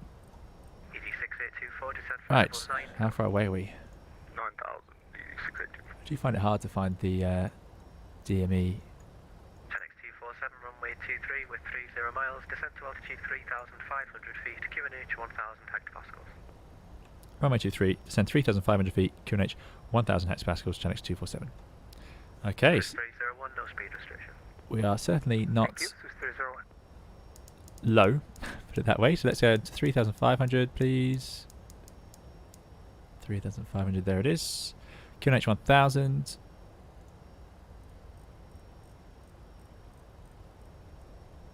And across. And across. There we go. Now I can start to use my speed brakes again, thanks to the magic of this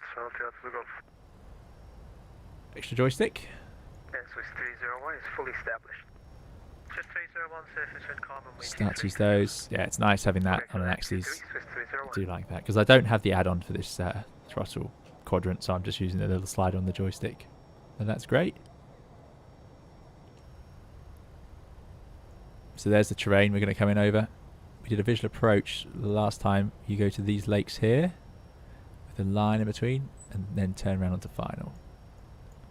Weather looks nice and clear, so not worried now about getting a auto land. Brinny Silver, thank you very much for your €2 donation. Very kind of you. Brinny says 80% plus scuba exam. I'll teach you not to butcher my name. Yeah, apologies. I can't imagine how badly I'm doing it. Thank you very much. Really appreciate it. Yeah, we'll hold Atlantic, VistaJet 02. Very kind of you, and thank you for donating to the channel. VistaJet 02, thank you. Hold I Atlantic, look forward to your 2601. scuba diving questions.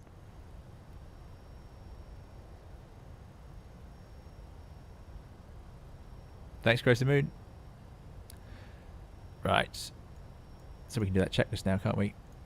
We've done the altimeters on QNH 1000. Navigate us set. Alitalia 22 Golf, turn left heading 260 degrees, cleared ILS runway 23. Now what I really want to do is clear out these legs, but it's not letting me clear. 260 degrees to vector.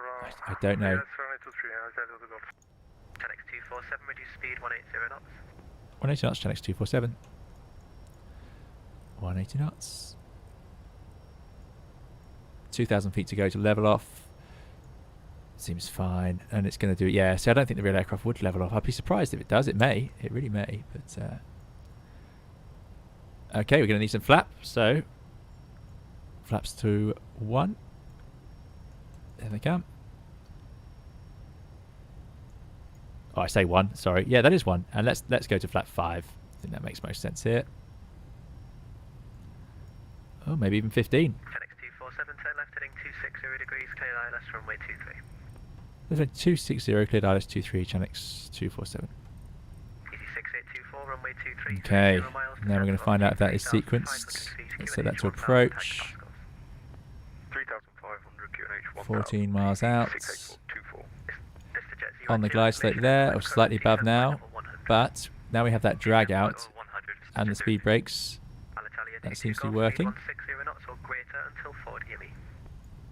160 That's arm. not so greater until 40 ME, Alitalia to Yeah, Golf. we know the speed brakes are out. That's on purpose. We can put those in now as we're getting below that glide slope. Don't want to dive too fast. That's quite a high rate of descent with that terrain beneath us. Coming up towards our level off. Wow, it is diving quite fast. There's a lot of drag from those flaps, so let's go to vertical speed. Soften that out. There we go. Speed, vertical speed. We've got localizer and glide slope armed, which is what we want to see. Select any row and press line select key 1. Oh, I don't know what I'm doing there. Let's not fiddle. I have to make sure I get that right next time. Direct. Yeah, I suppose I could have just done a direct. Yeah. Now in the Airbus, if you do a direct now, let's do direct. It would actually rearm nav and so on. But it looks like this one doesn't. There we go. Right. Well, we're reaching that glide slope, so let's keep that descent coming. Thank you for service. Bye. This is VistaJet 02, should we expect vectors? VistaJet 02, turn left. okay, looks good. We're still not at the centre line yet. Left heading 350 degrees and expect ILS 23, VistaJet 02. VistaJet 02, descent flight level 9. Right, and this is exactly what I said would happen. We're levelling off and we're going to need further descent. Oh no, it did it! Oh, it just did it. Very tight vectoring, and that's exactly what I expected from Glasgow. So this controller is doing a great job representing what Glasgow do, because that's exactly how it is. You nearly need to do a glide slope from above almost every time. And there's the runway. So we've got these landing lights on. There we go. Oh, we left our nose lights on. Oh well. Okay, so 9 miles to go. 180 knots. Very reasonable. 47, speed 160 knots until 40 ME. 160 to 4, Tanex 247. 160 is in. I think we can do that flat 15. We're only going to flat 25 for landing anyway. So 2 stages of flat to go. So we'll do that when we put the gear out, I think. Very nice. And we got a headwind we can see.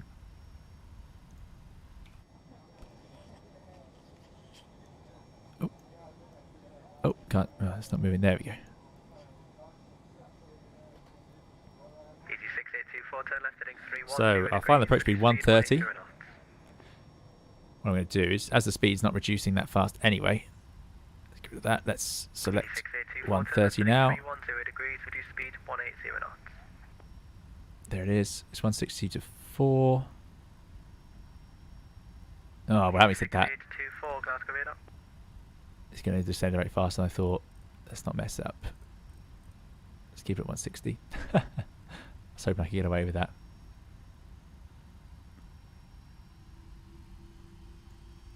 Just so I don't forget. 6824, Glasgow I'm going radar. to arm the ground spotters now.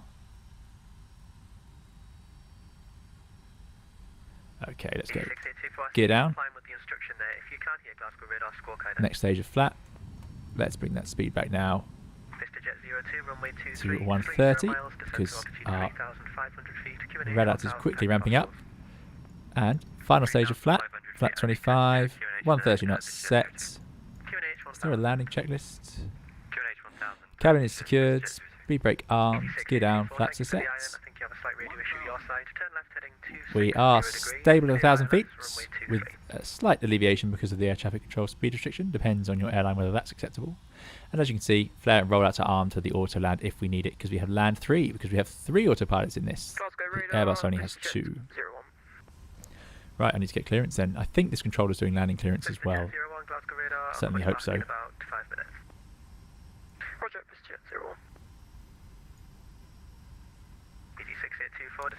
May have to prompt them. Is the runway? Oh no, someone's on the runway. Alitalia landed ahead of us. Brilliant. Always good fun when people fly along. Right, let's do a bit of hand flying then. Let's see if I can get this right. So I'm going to move my throttles. It's all trimmed out, 52%. Let's see if I can get that right. It'd be nice if I can get clearance to land first. Let's see. Let's see. So 52%. Pitch is, what's that pitch? 3 and a bit degrees. Good land 23, Channel 247. Right. Autopilot off.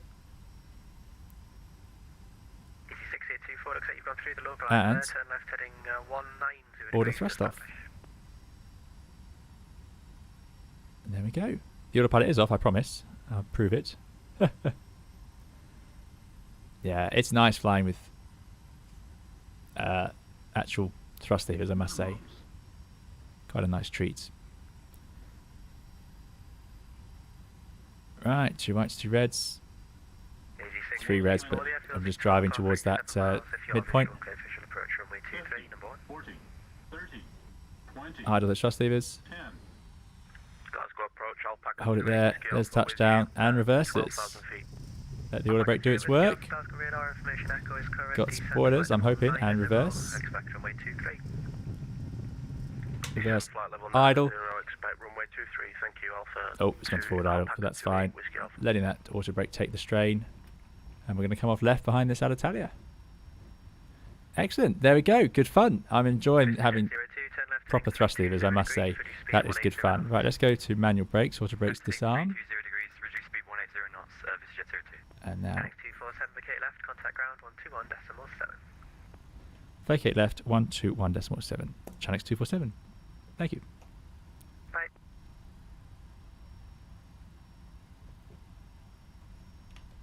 Okay, there we go.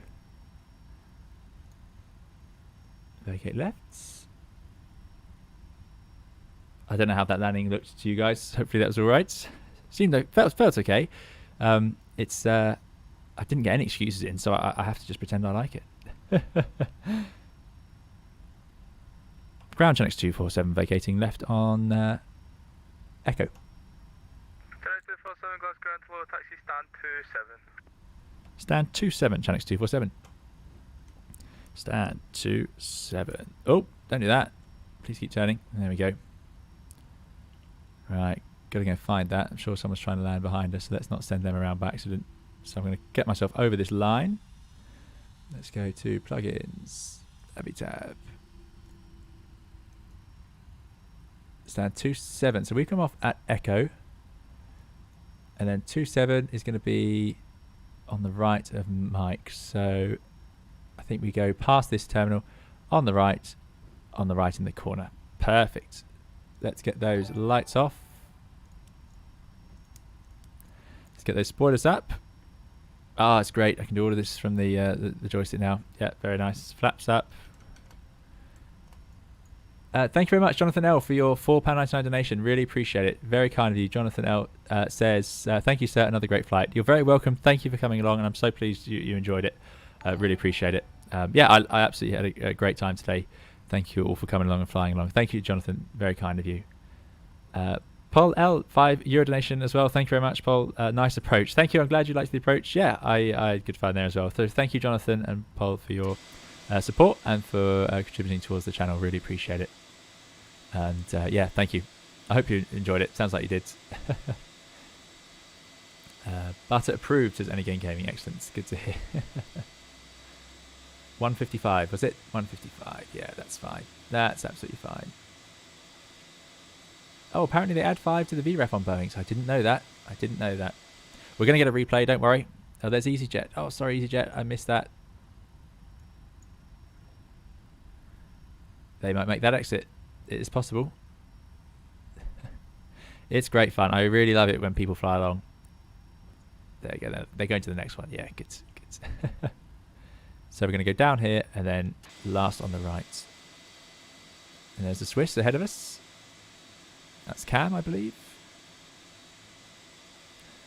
So, oh dear, more of these X-Plane vehicles. Ah, stop. Now we're going to spend ages spooling up. Stopping an airline on the ground is always a nuisance because you have to rev up those engines just to get it going again.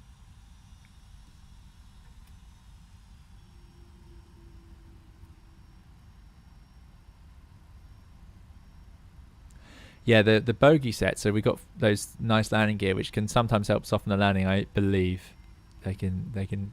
You don't have one point of contact. You sort of have two. Cam 321. Glad you enjoyed it.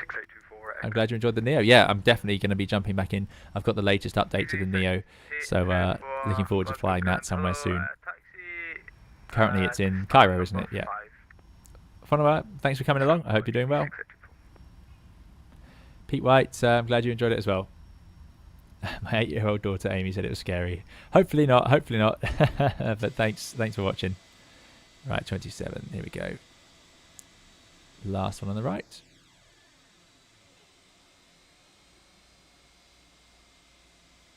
X-Plane ground crew drive. Well, I don't know what it's like in Boston. Let's get the white position lights off. Actually, we shouldn't have the strobes on. And get the nose lights off as we're turning to stands. Oh. Come on. You can do it. There we go. There's the last stand. Oh, no. APU. Come on, APU. That's what we need. Pat and Rick, thanks for coming along. Pat and Rick is our resident, very talented 320 livery maker as well. I think we have a few around. But yeah, Pat and Rick, Paddy on flightsim.to has made some excellent liveries. I can't recommend them enough. In fact, I have your Air UK one ready. I want to give that a go, and I'm really looking forward to down air. Okay, let's park up. Replay time coming.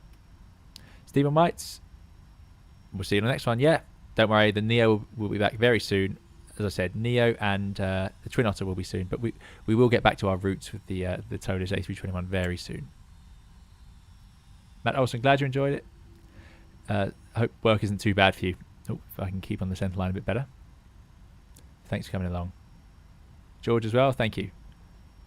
That's a bit fast. Slow down. Right, I've got to sort out these brakes. That's a bit disappointing. I don't know why it's doing that. Will this stop for us? What do you reckon? Will we get a jet bridge? We shall find out. We're very lucky to get it in Geneva. Okay, APU is available. APU generator's on. Shut down those engines. I hope it works. Right, thank you all for coming along. I'm glad you enjoyed it. I really enjoyed it. We'll have another stream coming very soon where we'll be back in the Airbus. We'll do some Airbus flying. A new video coming tomorrow where we're going to look at the Thrustmaster initial impressions at the TCA throttle quadrant. Get that beacon off as well. So do please subscribe if you enjoy Airbus and Flight Simulator videos. We've got X-Plane, we've got Microsoft Flight Simulator, we've got Boeing, so we've got Airbus. We've got so many things on the channel now, which is great. I absolutely love it. So yeah, thank you all for coming along and supporting me whilst I enjoy all of these different parts of aviation. I think we've got another colleague with us landing. Excellent. And now what we're going to do is disconnect from VATSIM. Time to jump on the replay. Oh, we're tuned on the ATIS. Wind light and variable. Visibility 10. Sky clear. Temperature -1. Change that. Right. Back we go. Okay, let's have a look. Views. Why is it still doing the ATIS? I think we're going to get the ATIS for the entire time now. Oh, it won't let me change it in replay mode. Okay, I do apologise for the continuous ATIS. Hopefully it's not too loud. So first of all, the external view. Oh, I love the vortexes. That's something X-Plane does really nicely. Santiago, glad you enjoyed it. And Kai, thank you for coming along. Ethan, you too, thank you. You're very welcome. Croson Moon, good to see you, and thank you for coming along. I hope the exams go well if you have another one coming soon. So here we go then. How did it work out? I know the stream overlay prefers sort of floaty style landings, but let's see. Yeah, I'm quite happy with that one. I tend to float too much in these streams, so that's a bit more like it. Part of the reason that happened like that, which is more what you should be seeing, because floating along the runway isn't ideal. You can see the runway actually upslopes, so you got this nice upslope here, so it drives it towards you ever so slightly, which worked in our favour really. Got us down. Yeah, that livery is really nice. This is a good one. Look at the way the light reflects just off the Jet 2. That's cool. Very cool. Right. That's it then. Let's go for our passenger view. And I'm going to say thank you all so much for coming along. Thank you to the moderators for taking the time to come along and moderate for us. Here we go. Let's enjoy some Orbeck scenery of the approach. Thank you as well to everyone just watching. Even if you're just watching and you don't join in the chat or anything, that's just amazing for you to have come along and spent the time with us. So thank you very much. Thank you as well to the moderators, people chatting, people who contributed. It's all really appreciated. We'll see you again very soon for another stream. Thank you all. Have a good evening, and bye-bye.